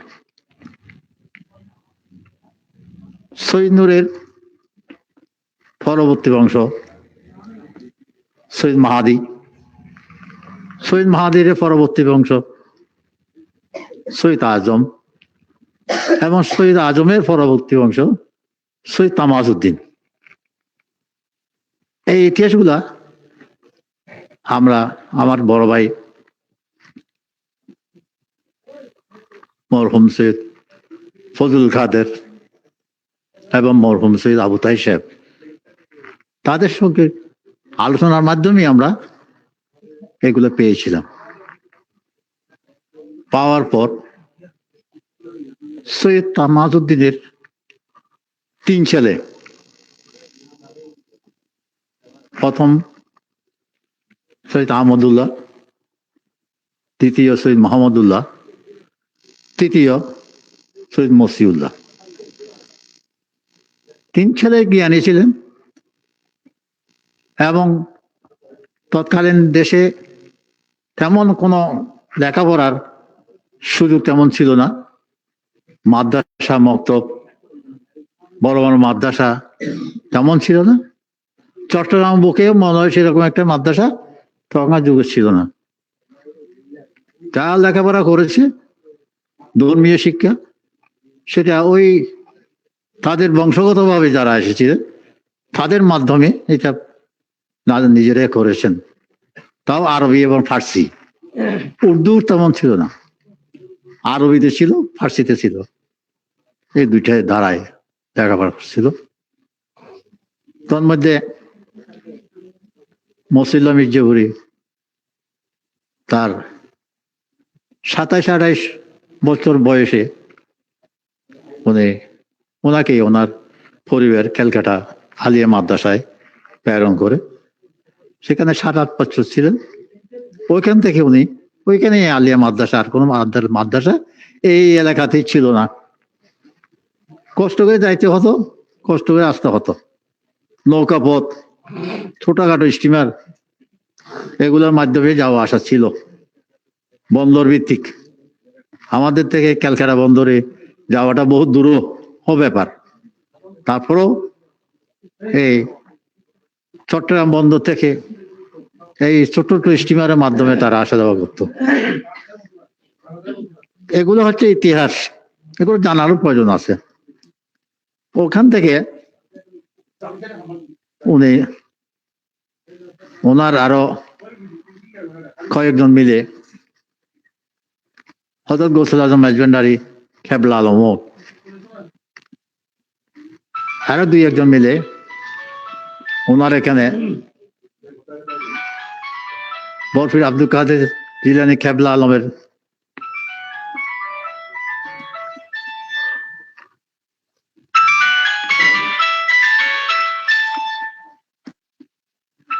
বংশধর সৈয়দ আবু সালেহ লাহোরী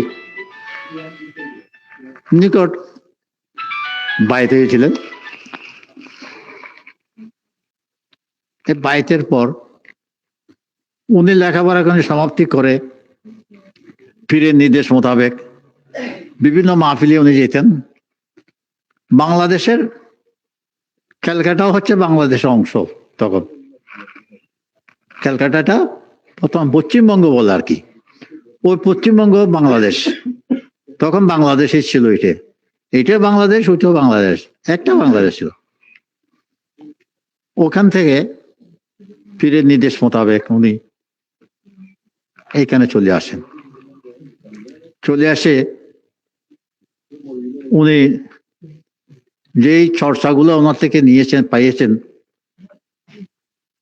এগুলো হচ্ছে পীরের নিকট বাইত হলে কি অবস্থা, যারা পীরের নিকট বাইত হয়েছেন তারা বুঝবেন, যারা বাইত হন নাই তারা বুঝবেন না। পীর এমন একটা জিনিস,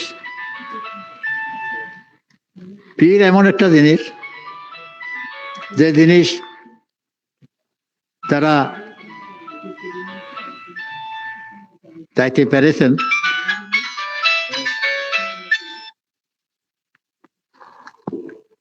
হ্যাঁ মামা,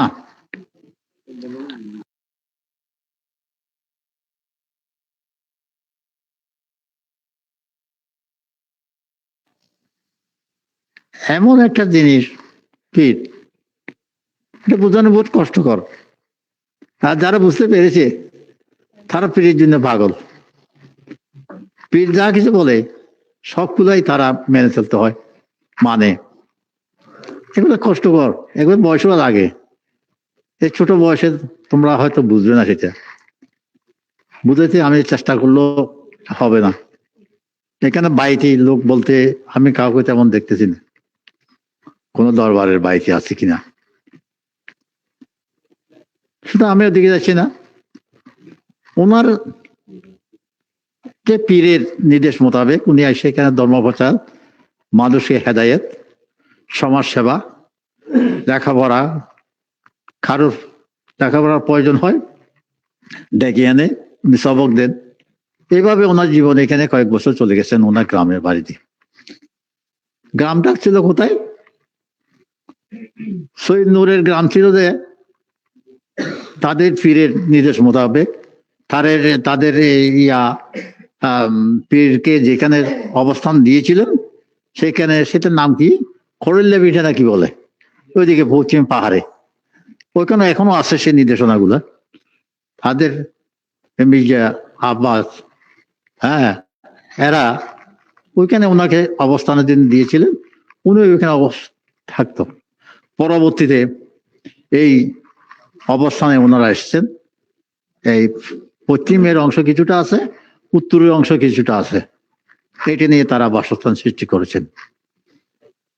সুতরাং আমি বলবো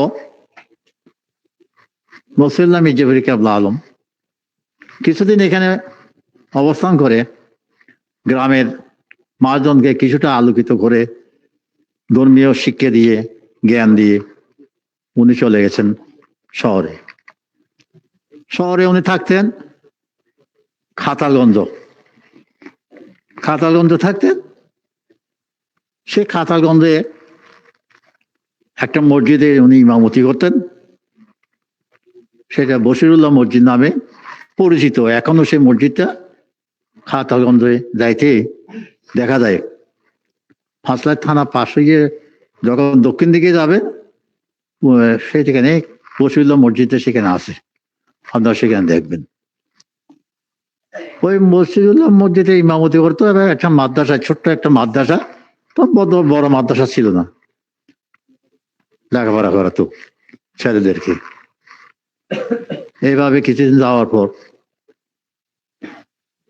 একদিন রাত্রে উনি তাহাজ্জুদ পড়ার জন্য গেছেন মসজিদে।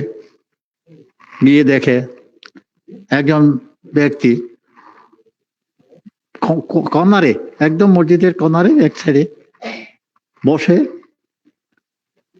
শীতও আছে একটু একটু, একটা কাপড় জড়ানো অবস্থায় দেয়ালের মধ্যে আছেন। উনি মনে করেছিলেন তার পীর ভাই একজন সেখানে তাকে মুসা মিয়া, মনে করছেন যে তার ভাই পীর ভাই মুসা মিয়া তাহাজ্জুদ নামাজ পড়ে হয়তো দেয়ানে আছে। তো উনি এসে ঢুকে বললেন, দেখি একটু ঠাট্টা মস্কারি চলে, বন্ধু বন্ধুর নিকট যেরকম করে আর কি, পীর ভাইয়ের সঙ্গে যেরকম করে আর কি। বললেন, দেখি এত রাত্রে এখানে বসে কি করতেছেন? হ্যাঁ, এখানে কি করতেছেন, কেন ধ্যান ধ্যান করতেছেন, কিসের ধ্যান করতেছেন? এ বলার সঙ্গে সঙ্গে ওই কেউ আওয়াজ পাচ্ছে না বিদে তখন ঘুমটা কাপড়টা তখন উঠে দেখলো, দেখে যে মুসা মিয়া না, এটা হজরত গৌসুল আজম মাইজভান্ডারী কেবলা আলম। তখন উনি হতভম্ব হয়ে গেলেন, এখানে উনি থেকে আসলো আমার পীর ভাই। এই যে আসার পর ওনার সঙ্গে কথা, উনি রাগ করে নাই, হাসির ঠাট্টা মশারি এগুলো উনি করতো না, আমার রাগও করে নাই, যার মাধ্যমে দুজনের মধ্যে আলাপ আলোচনা হলো, কথাবার্তা হলো। কথাবার্তির মাধ্যমে হঠাৎ উনি একটু হাল ছিল অন্যরকম, হালে উনি বলছিল দেখি, আমি খাসারি পাহাড় থেকে নসারাদেরকে বিদায় করে দিলাম, নসারাদেরকে বিদায় করে দিলাম, এবং সেখানে একটা 60টা কুর্সি প্রতিষ্ঠা করব, একটা কুর্সি আপনাকে দিলাম। ওইটা উনি নিজেও বুঝে নেই ওনার পীর ভাই ওনাকে কি বলছে, এবং তাও উনি তখন একজন মশহুর ব্যক্তি, গৌসুল আজম মাইজভান্ডারী হযরত কেবলা আলম, এই এলাকাতে খুবই পরিচিত একজন ব্যক্তি, ধর্মীয় দৃষ্টিকোণ থেকেও ওলিয়ে কারামের দিক থেকে পরিচিত একজন ছিল, তখন মশহুর হয়ে উঠতেছে আর কি। তো প্রায় 7 বছর কি 8 বছর পর দেখলো দেখি কাছারি পাহাড় যেটা ছিল, এটা বলা হয়েছিল কাছারি মানে কালেক্টরেট অফিস, কাছারি কালেক্টরেট অফিস, কালেক্টরেট মানে কোর্ট জাতীয় অফিস, কাছারি এগুলো কালেক্টরেট অফিস করে কাছারি পাহাড় বলে। কাছারি শব্দটা ফার্সি শব্দ, ওই শব্দ থেকে ব্যবহৃত, আর কালেক্টরেট শব্দটা হচ্ছে ইংরেজি শব্দ। তো 27 বছর পরে দেখলো যে ওই পাহাড় থেকে কোর্টটা, বর্তমান যে একটা পাহাড় আছে না, বর্তমান কোর্ট আছে না, ওই কোর্টে চলে গেছে, এবং সেখানে একটা মাদ্রাসা প্রতিষ্ঠিত হয়েছে। মাদ্রাসায় ওনাকে প্রথম মুহাদ্দিস হিসাবে ওনাকে নিয়োগ করা আদেশ আসলো। তখন বুঝতে পারলো যে হযরত গৌসুল আজম মাইজভান্ডারী কথাটা, কেরামতটা আসলেই উনি একজন বড় বুজুর্গ, একজন বড় একজন ওলি। তখন উনি এখানে জয়েন করলো, ওনার সঙ্গে আর 3 জন সেখানে জয়েন করলো। 60 কুর্সির কথা বলছি, 60 কুর্সির মধ্যে 60 জনেই উনি জয়েন করলো। তো আব্দুল কুদ্দুস একজন, এরকম আরো 2 জন আছে। তখন থেকে গৌসুল আজম মাইজভান্ডারী ঝান্ডা সমস্ত বাংলাদেশ ব্যাপী উড্ডয়ন হয়েছে, এবং সেই ঝান্ডায় পেপার নিয়ে গৌসুল আজম মাইজভান্ডারীর কার্যক্রমের দিকে উনিও নজর দিয়েছেন, ওনার সঙ্গে উনিও বেলায়েতের আধ্যাত্মিক অবস্থান নিয়ে বিচরণ করতে লাগলেন। হতে হতে আর বেশ কিছুদিন পর হযরত গৌসুল আজম মাইজভান্ডারীর শাহজাদা ফজলুল হক নিকট হযরত গৌসুল আজম মাইজভান্ডারীর নির্দেশে ওনার একটা মায়া শাদি দিলেন, করে ওসি গৌসুল আজম শাহ সুসিদ দালাল হোসেন মাইজভান্ডারী কেবলা আলমের আবির্ভাব হয়েছে। গৌসুল আজম মাইজভান্ডারীর এই সান্নিধ্যে দেখে ওনার জীবনে উনি যেগুলো পেয়েছেন সেগুলা মধ্যে আধ্যাত্মিকতা মাধ্যমে উনি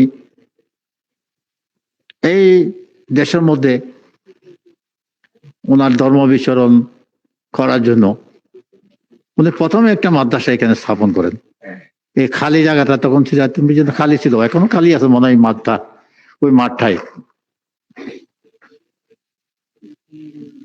স্থাপন করেন এই মাদ্রাসায় বিভিন্ন এলাকা থেকে দূর দূরান্ত থেকে লোক এসে, ছাত্র এসে লেখাপড়া করত। এবং আজকে তাকে আমরা শহর কুতুব বলি, নদীর শাহ ওই মাদ্রাসার একজন ছাত্র ছিল। আর দক্ষিণ মির্জাপুর খাজিপাড়া মৌলানা ইমামউদ্দিন সাহেব ওনার ছাত্র ছিলেন। আর আমার আব্বা, আমার দাদা তফজ্জল সাহেব ওনার ছাত্র ছিলেন। তো এগুলো হচ্ছে ওনার জ্ঞানের মাধ্যমে উনি আমাদেরকে, আমার দাদারা যেগুলো দিয়ে গেছে, দাদাদের মাধ্যমে আমরা পেয়েছি, তো বাপদের মাধ্যমে আমরা পেয়েছি। সামান্য জ্ঞান আমাদের নিকট আসে, আমরা যতটুকু বুঝি এই দ্বারা মৌসুল্লাহ মির্জাপুরি কাবলা আলম একজন বড় বুজুর্গ। ওনার আমলে ওনার ফিকে শাস্ত্র থেকে আরম্ভ করে হাদিস এবং যেগুলা বলে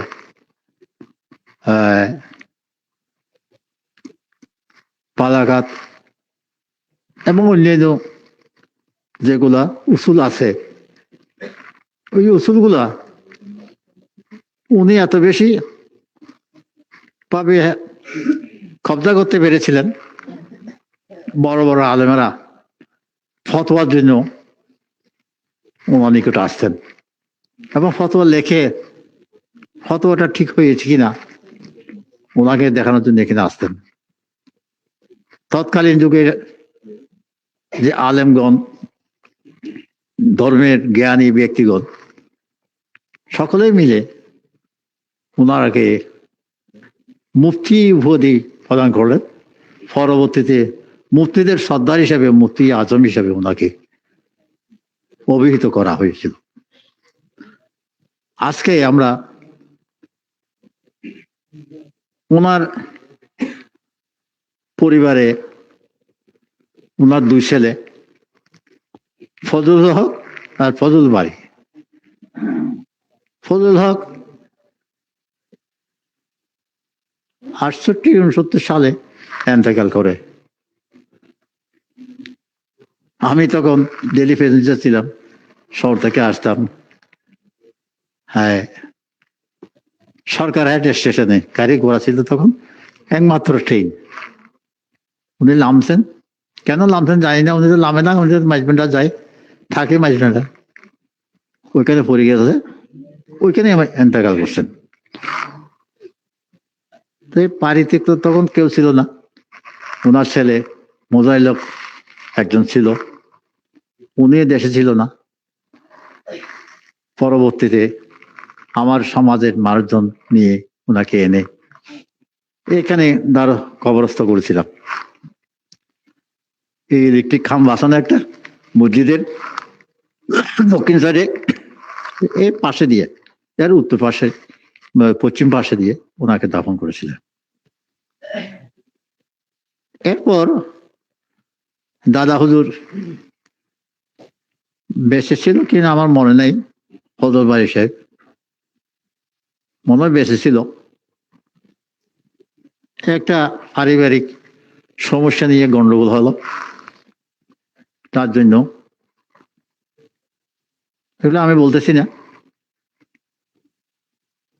দাদা হুজুর যে ওরস ছিল, দাদা হুজুর যে ওরসটা করতো ফজল ভাই সাহেব, সে ওরসটা দুই ভাগে বিভক্ত হয়ে গেল। দুই ভাগে বিভক্ত হওয়ার পর এক ভাগের দায়িত্ব ছিল আমার যেটা সাদুল্লাহ মুন্সি, ওনাকে দায়িত্ব দিয়েছিল। আমার যেটা রসুল্লাহ আমার সাথা বদিল আলম, এরা দুজনে মিলে ওই দায়িত্বটা নিয়ে আমার যেটা ওরস পরিচালনা করতে লাগলো। আরেকটা ওরস করতো মোজাইলক সুলতান মাহবুব সহ আরো কয়েকজন মিলে সৈয়দ ইয়াকুব সহ আরেকটা ওরস, দুটো ওরসে বিভক্ত হয়েছিল। আমার যেটা হুজুর এন্তেকাল করার পর আমি তখন ইয়ং ছেলে একজন, 67 সালে শেষ দিকে আমাকে ডেকে এনে গুরুবে চৌধুরী, বদল চৌধুরী, তালুকদার বাড়ির আবুল হোসেন, আমির হোসেন, এরা মিলে আমাকে দায়িত্ব দিল, তুমি এটা চালাও। আমি হলাম, আমি তো ইয়ং ছেলে, সদ্য একটা চাকরি করি, শুধু আইএ পাস করেছি মাত্র, এগুলো আমি কিভাবে করব? তখন মাকে বললাম বাড়িতে, মা বললো কেন পারবে না, কেন? তুমি তোমার জ্যাঠার নিকট যাও। আমাকে পাঠাইলো কোথায়? ম্যানেজমেন্টের। আমি তখন জ্যাঠা দেখতাম, তো জ্যাঠার নিকট গেলাম, ওসি গোসে আমাকে হাত বুলিয়ে দিল, খুশি হলো, যেহেতু ওনার নানার ওরস শরীফ। আমাকে হাত তুলে দিল, আমি দোয়া করি তুমি পারবা, তুমি এতে হাত দাও। এই দিয়ে আমি চললাম 1975 পর্যন্ত আমি ওরস করেছি। আমার যেটা রসুল্লক এবং সাজা বদিল আলম, এরা আপ্রাণ চেষ্টা করেছে।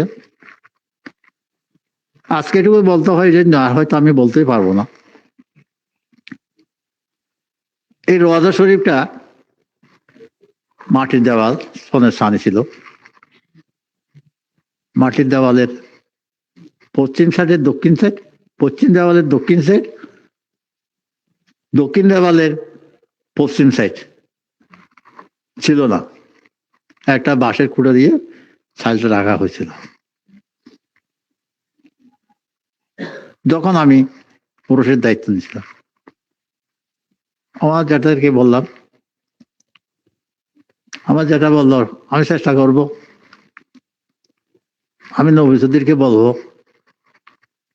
চেষ্টা করব, তুমি যদি থাকি করো একবার যাইও না তার দিও। আমি নবীসুদ্দির নিকট যাই নাই, আমি আমার ফুয়া মাহফুজুর নবীসুদ্দির নিকট গেছিলাম। আমার ফুফুকে বললাম লাভলিনের বাসায়, আমাকে সাহস দিল। তখন আত্মীয় স্বজন তেমন পয়সাওয়ালা কেউ ছিল না, ফদবাদী আত্মীয় স্বজন যারা ছিল তারাও না, নানপুরে যারা ছিল তারাও না, এবং পটিয়াতে যারা ছিল তারাও সেরকম পয়সাওয়ালা ছিল না। একমাত্র পয়সাওয়ালার মধ্যে নবীসুদ্দির, মাহফুজুর নবী এরা ছিলেন। মাহফুজুর নবীর ছেলেরা তখন ছোট, আমার বয়সী একজন, আর গোটা সবগুলো ছোট। ইনশাল্লাহ হাত দিলাম, ভেঙে ফেললাম। এই যেটা কাঠামো আপনারা দেখতেছেন বর্তমানে, ওটা আমার হাতের গড়া। এই কাঠামোটা আমার চাচা বদিল আলম আপ্রাণ চেষ্টা করেছে এগুলা পয়সা করে কিছু আনে দেওয়ার জন্য। আত্মীয় স্বজন যতটুকু সম্ভব তারা কিছু করেছে। মাহবুদ ছিল একজন, নানুপুরের আব্দুল মাহবুদ, সৈয়দ আব্দুল মাহবুদ, উনিও আমাকে সহযোগিতা করেছে। তাদেরকে স্মরণ করতে হয়। মসজিদ মির্জাফরের রোজা শরীফ যাদের হাতে গড়া, তারা নিশ্চয়ই তার ফয়েজ, বরকত, রহমত আল্লাহ রব্বুল ইজ্জতের দরবার থেকে তারা পাবে, আমি আশা করি। আজকে এগুলো না বলে হয় না। পরবর্তীতে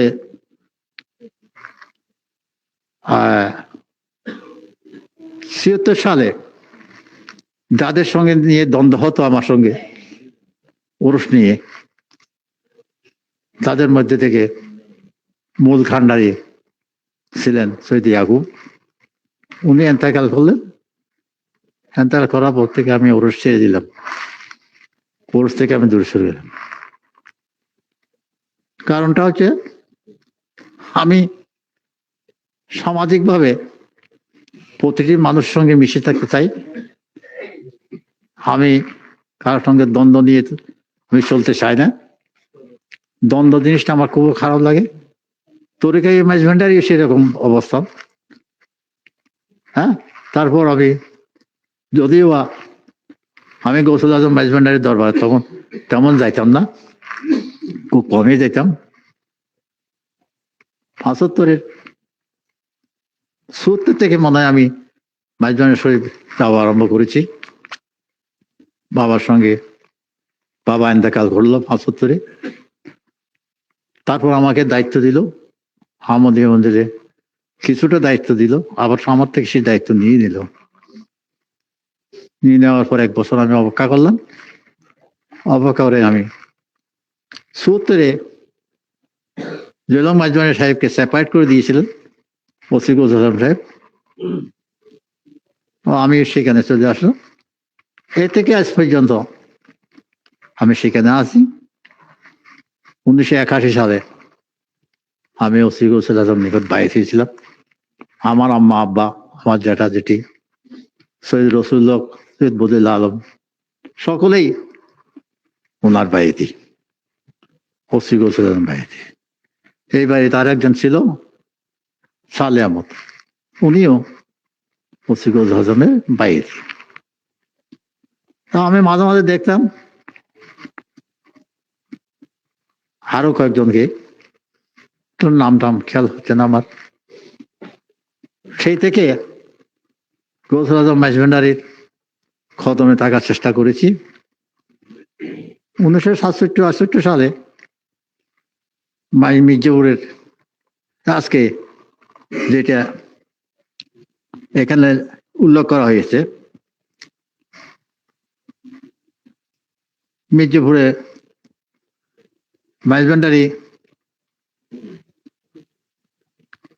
ম্যানেজমেন্টারি গৌসিয়া হক কমিটির সৃষ্টির পর থেকে এই ম্যানেজমেন্টারি গৌসিয়া হক কমিটি মির্জাপুর শাখা এখনো পর্যন্ত আছে। আমি সেটাও করার চেষ্টা করেছি, কারণ আমি আঞ্জুমানের সঙ্গে সংযুক্ত ছিলাম। আঞ্জুমানের কাজটা আমি বাদ দিয়ে পরবর্তীতে আমি এটা সুন্দরভাবে সুচারু করি। এর আগে কিন্তু আমি গৌসিয়া কমিটিতে ছিলাম, মির্জাপুর গৌসিয়া কমিটি, এটাও আমি করেছি আমার হাতের গড়া। আমি মনে করি আমি ব্যক্তি হিসেবে অলিয়া একরামদের দরবার আমার জন্য উন্মুক্ত। আমি মনে করি প্রতিটি অলিয়া একরাম আল্লাহ রব্বুল ইজ্জতের দিক নির্দেশনায় নবী করিম সাল্লাল্লাহু আলাইহি ওয়াসাল্লামের যে রাস্তা আহলে সুন্নাত ওয়াল জামাত, সে রাস্তার মাধ্যমে চলে। আহলে সুন্নাত ওয়াল জামাত নিয়ে আমরা দ্বিধাদ্বন্দ্ব থাকি। কেউ কাদেরিয়া তরিকা করে, কেউ সিস্তিয়া তরিকা করে, কেউ মুতাদ্দিয়া তরিকা করে, কেউ নকশবন্দিয়া তরিকা করে, কেউ অন্যান্য তরিকাতে আছে। মাঝভান্ডারি তরিকাটা বহু পরের তরিকা। এটা আজকে প্রায় ১৫০ বছর, ১৮০ বছর এর মধ্যে হয়তো এই তরিকাটা সৃষ্টি হয়েছিল আগে।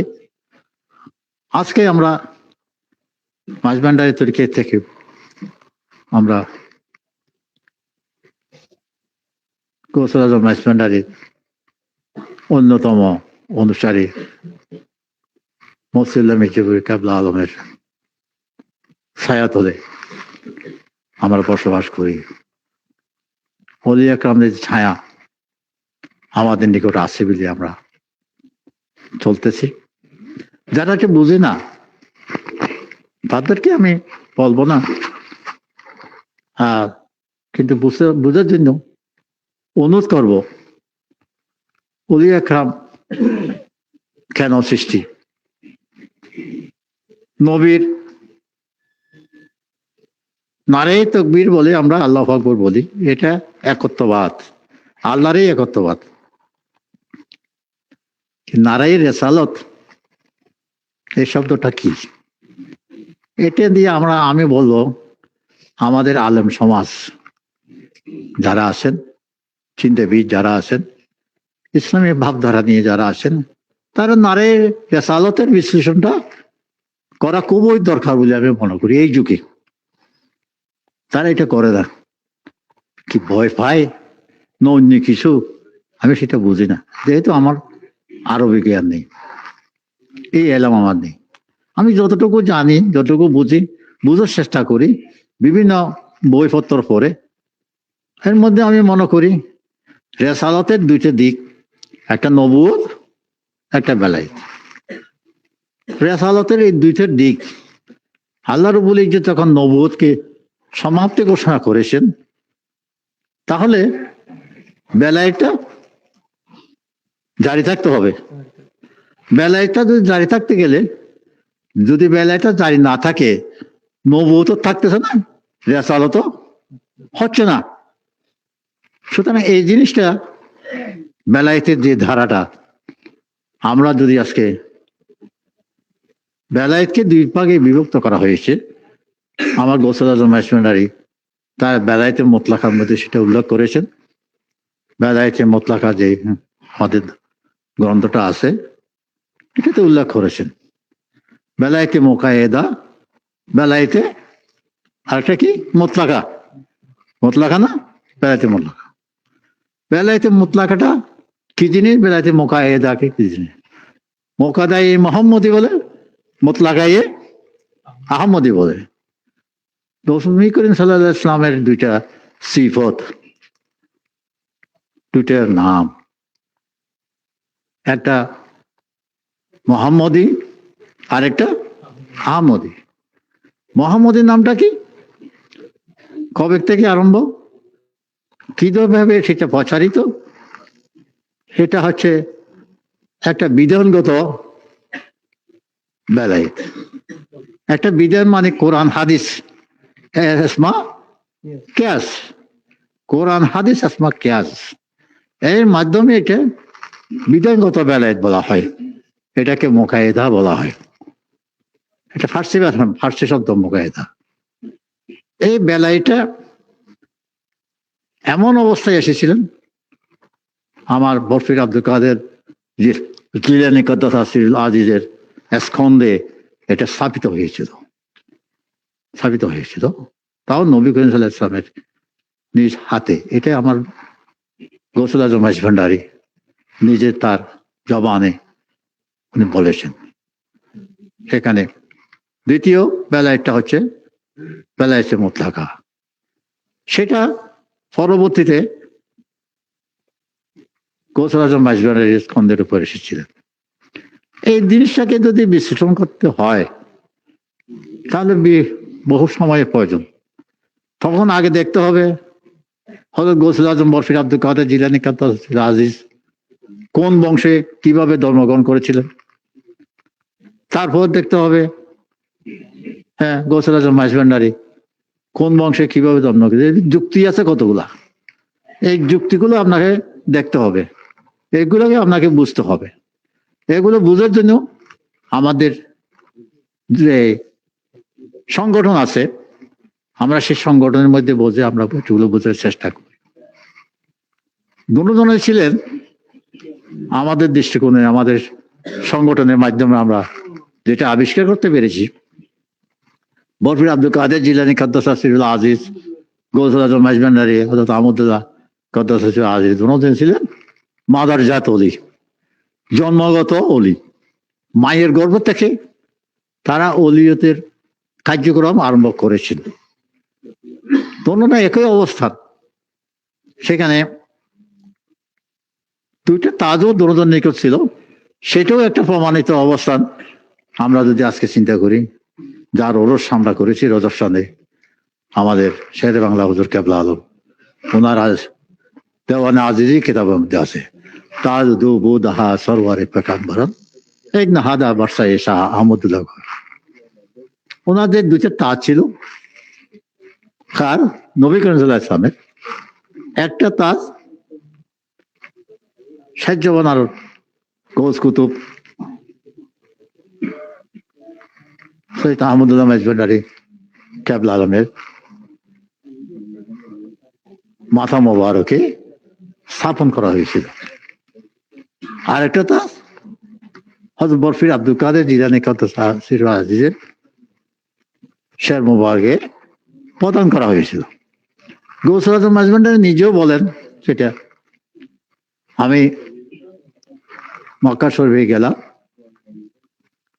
নবী করিম সাল্লাল্লাহু আলাইহি ওয়াসাল্লামের শের মোবারকে ডুব দিলাম, আমার বড় ভাই পীর আব্দুল কাদের জিলানী সহ দেখলাম এক অনন্ত সাগর। উনি নিজে এগুলো স্বীকার করেছেন। সুতরাং অস্বীকারের মতো কিছু আমরা দেখি না।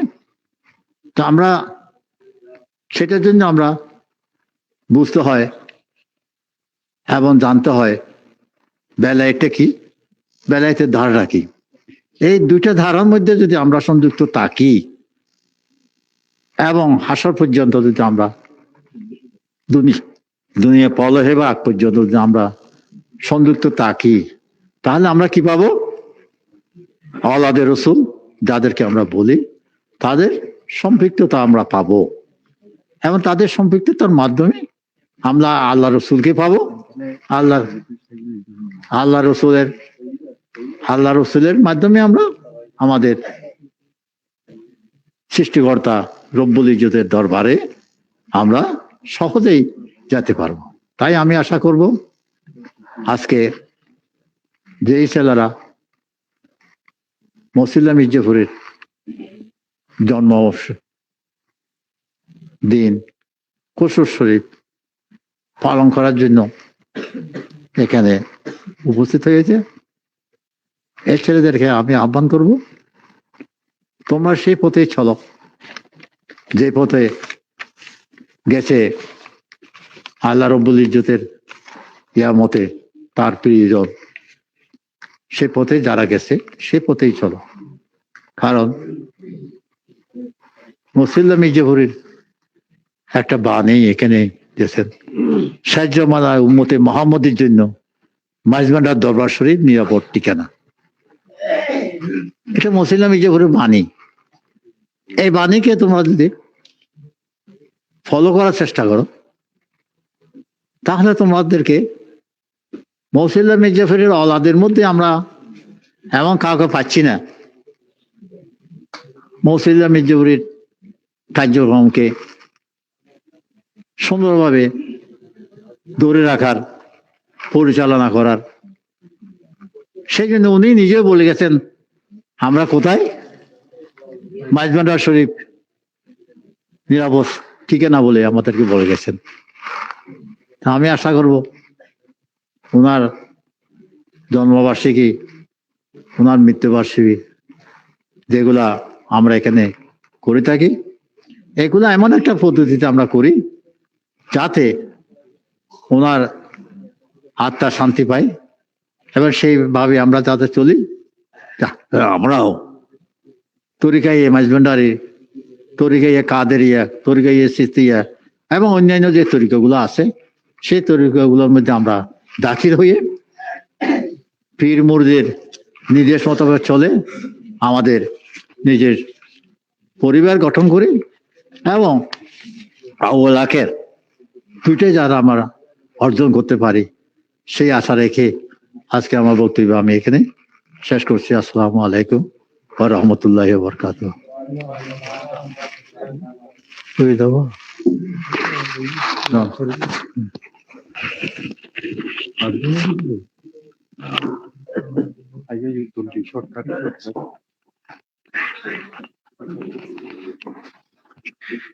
या नबी सलाम अलैका, या रसूल सलाम अलैका, या हबीब सलाम अलैका, सलावत अलैका हबीबी सैयदी या रसूल अल्लाह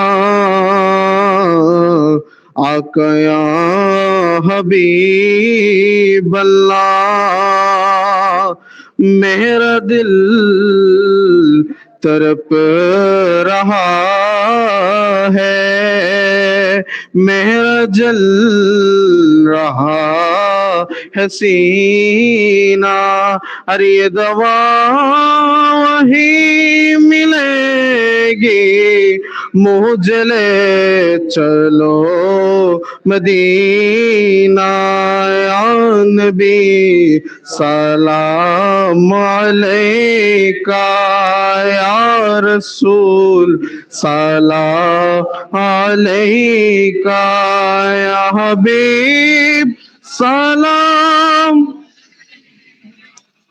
सल्लल्लाहु अलैका रहमतों के ताज वाले दो जहां के लाज वाले अर्श की मेराज वाले आसियों की लाज वाले या नबी सलाम अलैका या रसूल सलाम अलैका या हबीब सलाम अलैका सलावतुल्लाह अलैका अल नबी औलाद अली शुहदाए किराम गुले बागेर सालत पहला खो सलाम मुस्तफा जाने रहमत पहला खो सलाम शम्आए बज में हिदायत पहला खो सलाम गौसे आज़म इमामतों का वन्नों का गौसे आज़म इमामतों का वन्नों का जलवाए शान कुदरत पहला खो सलाम मुस्तफा जाने रहमत पहला खो सलाम शम्आए बज में हिदायत पहला खो सलाम हो जगा राजाए हिंदुस्तान गौसुल आज़म हजरत क़िबला गुलाम रहमान मुश्किल कुशा हाजत रवा क़िबला ज़ैनुल्लाह मोमिन शाह मुफ्ती आज़म हजरत क़िबला सैयद मुसल्लम मिर्जापुरी आला हजरत सदरुल फादिल अल्लामा गाज़ी शेरे बांग्ला जिनके हर आदा सुन्नते मुस्तफा ऐसे पीरे तरीक़त पहला खो सलाम मुस्तफा जाने रहमत पहला खो सलाम शम्आए बज में हिदायत पहला खो सलाम या इलाही सदक़े मिलाद रसूल ये सलामी आज जाना हो कबूल मदीने की चाँद हजारों सलाम मदीने की चाँद लाखों सलाम मदीने की चाँद करोड़ों सलाम मदीने की चाँद बेहुद सलाम बलगलोला बिकमाले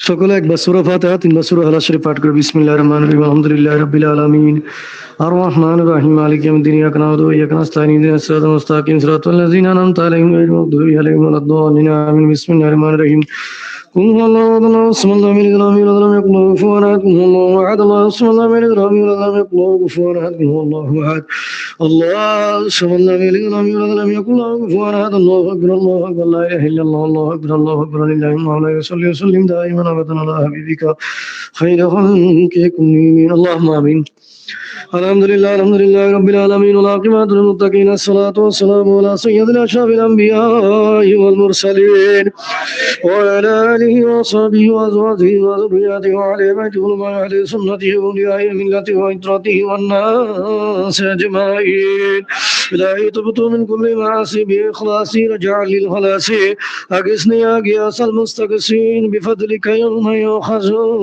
بالنواسي الله أكبر وادگرانم মুনি মাওলা রহমান রহিম গফফার জুনুব সত্তার রহিম মাওলা রহমান আমি গুনাহগার নাচিন আল্লাহ এক বান্দা আল্লাহ আপনার কতগুলো বুজুর্গ বান্দাদেরকে নিয়ে আল্লাহ আল্লাহ বিশেষ করে আল্লাহ ও সিয়ামাইজ ভান্ডারিয়া মজিয়া সংগঠনের ব্যবস্থাপনায় আল্লাহ আল্লাহ তখন যাবত হদমে গৌসিয়া আল্লাহ বিশেষ করে কোরআন তেলাওয়াত আল্লাহ হদমে গৌসিয়া শরীফ আল্লাহ আল্লাহ দরুদ সালাম মিলাদ কিয়াম আলোচনা যা কিছু হয়েছে মুনিব মাওলা সমস্ত কিছু ভুল ত্রুটি মার্জনা করে আপনার আলিশান দরবারে কবুল করে নিন আল্লাহ এগুলার সবাব লক্ষ কোটি গুণ বৃদ্ধি করা কামৌলা তাজদার মদিনা হাম গুলামো কি হরিদার হুজুরে ফুর নূর নবী মুহাম্মদ রাসূলুল্লাহ সাল্লাল্লাহু তাআলা ইসলামের নূরানি রোজা আকদাস মুবারকে পৌঁছে দিন আল্লাহ সমস্ত আম্বিয়া کرام সাহাবীন তাবিন তবে তাবিন ইমাম মুস্তাহিদিন শুহাদায়ে রাসূল আনসার রাসূল আশরাফ মুবাশশিরা খুলাফায়ে রাশিদিন तमाम সলফে সালিহিন ইমাম মুতাকাদ্দিম মুতাআখিরিন সহ সমস্ত উম্মাহাতুল মুমিনাত সরমাজা আবির ইমাম সিহাসিত ইমাম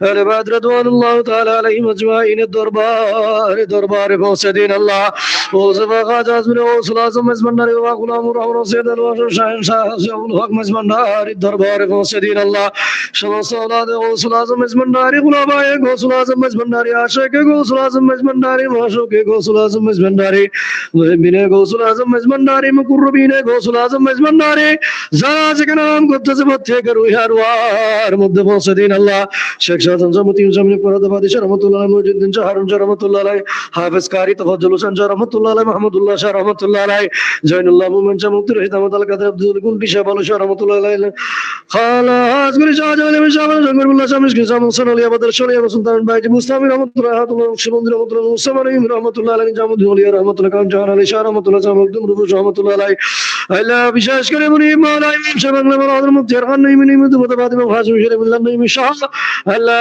যার কদমে আসি আল্লাহ সৈয়দনা মুর্শিদ মুফতি আজম সৈয়দ মসিউল্লাহ মির জাফরি কুদ্দাস আসিরুল আজিজের দরবারে পৌঁছে দিন আল্লাহ সৈয়দ ফজলুল বারি রহমাতুল্লাহ আলাইহি আল্লাহ সৈয়দ মসিউল করিম সৈয়দুল্লাহ মুসলমান মাহবুব সৈয়দ রাসূলুল্লাহ সৈয়দ বদিউল আলম শাহ আল্লাহ বিশেষ করে মুনি মাওলা মসিউল করিম ফজলুল কাদের রহমাতুল্লাহ আলাইহি শফিউল করিম রহমাতুল্লাহ আলাইহি সৈয়দ নাজরুল ইসলাম সৈয়দুল্লাহ মুফাক্কির ইসলাম রহমাতুল্লাহ শাহ প্রত্যেক আওলাদ পাকের দরবারে পৌঁছে দিন আল্লাহ আল্লাহ বিশ্বের নাম জানা জানা সমস্ত ওলিয়া কামিলিন হাফেজ করি হাজী গাজী মুহিবিন মুকররবিন বীর মাশায়েখ আযম মুমিন মুমিনাত মুসলিমিন মুসলিমাত যারা যেখানে নাম করতেছে প্রত্যেকের রুহার মধ্যে পৌঁছে দিন আল্লাহ আল্লাহ আমরা যারা আমিন আমিন করতেছে আমাদের মেহেরবান মা বাপ দাদা দাদি নানা নানি ওলি ওয়ারিস আত্মীয়স্বজন ভাই ব্রাদার শ্বশুর শাশুড়ি পূর্বপুরুষ বিভিন্ন কবরস্থানে ডিগির পার চতুর্পাশে আল্লাহ যারা শাহিদ হয়ে গেছে প্রত্যেকের রুহার মধ্যে পৌঁছে দিন আল্লাহ তাদের জীবনের গুনাহ মাফ করে কবরকে জান্নাতের বাগানে পরিণত করে দিন আল্লাহ কবরের সাথে জান্নাতের সাথে সোনার মদিনার সাথে তাআল্লুক ফায়দা করে দিন আল্লাহ আল্লাহ আমাদের সকলের জীবনের গুনাহ মাফ করে দিন আল্লাহ মেহেরবান মা বাবা সাথে کرامের জীবনের গুনাহ মাফ করে দিন আল্লাহ বিশ্বের সমস্ত সুন্নি মুসলমানের জীবনের গুনাহ মাফ করে দিন আল্লাহ সকলের আয়াতে আলমে আমলের রিজিকে অফুরন্ত বরকত দান করুন আল্লাহ। আল্লাহ আজকে মাহফিলে যারা শরীক শামিল হয়েছে প্রত্যেকের আল্লাহ আপনি আল্লাহ এই শিরকতকে কবুল করে নিন আল্লাহ। প্রত্যেকের আল্লাহ সমস্ত বিমারি সাফা করে দিন আল্লাহ, সমস্ত বলা দফা করে দিন আল্লাহ, সমস্ত মুশকিল হল করে দিন আল্লাহ, মকাসুদ হাসানা পুরো করে দিন আল্লাহ। সকলকে পঞ্জাগানি নামাজি বানাই দিন আল্লাহ। হজে বাইতুল্লাহ মদিনাতুল মুনওয়ারা জিয়ারত নসিব করে দিন আল্লাহ। আল্লাহ আমাদের সকলকে মুনিব মাওলা জীবনে একবার হলো সেই অনুসপনে আপনার পেয়ারা হাবিবের দিদার নসিব করে দিন আল্লাহ। আল্লাহ আমাদের সকলকে মেজবান্ডারি গোলাম হিসেবে কবুল আর মঞ্জুর করে নিন আল্লাহ। আল্লাহ আপনার বলিদের আল্লাহ খেদমত করার গোলামি করার সকলকে তৌফিক দান করুন আল্লাহ। আল্লাহ বিশেষ করে আল্লাহ আল্লাহ গৌসিয়া মাইজবান্ডারিয়া মসিহিয়া সংগঠনের আল্লাহ যারা সম্পৃক্ততা রয়েছে আল্লাহ প্রত্যেককে আপনি আল্লাহ হায়াতে তৈবা তবিলা নসিব করুন আল্লাহ। তাদের এই পরিশ্রমকে কবুল করে নিন আল্লাহ। আল্লাহ তাদেরকে ভবিষ্যতে আরো বেশি বেশি আল্লাহ ভালো কাজ করার মাহফিল করার আল্লাহ মাইজবান্ডারি তরিকতের আল্লাহ প্রচার প্রসার করার তৌফিক দান করুন আল্লাহ। আল্লাহ আমাদের সকলকে কবুল করে নিন আল্লাহ। সকলের আপন আপন হাজতকে পুরা করে দিন আল্লাহ। ফরিয়াদ রস্তজিবি নেহি মাওলা মেরে ফরিয়াদ সুন সুলতান দিশায়ে জমি मौला मेरे फरियाद सुन। सल्लल्लाहु तआला अलैहि वसल्लम मौलाना मुहम्मद व आलिहि वसहबिहि अजमाइन। ला इलाहा इल्लल्लाहु मुहम्मदुर रसूलुल्लाह।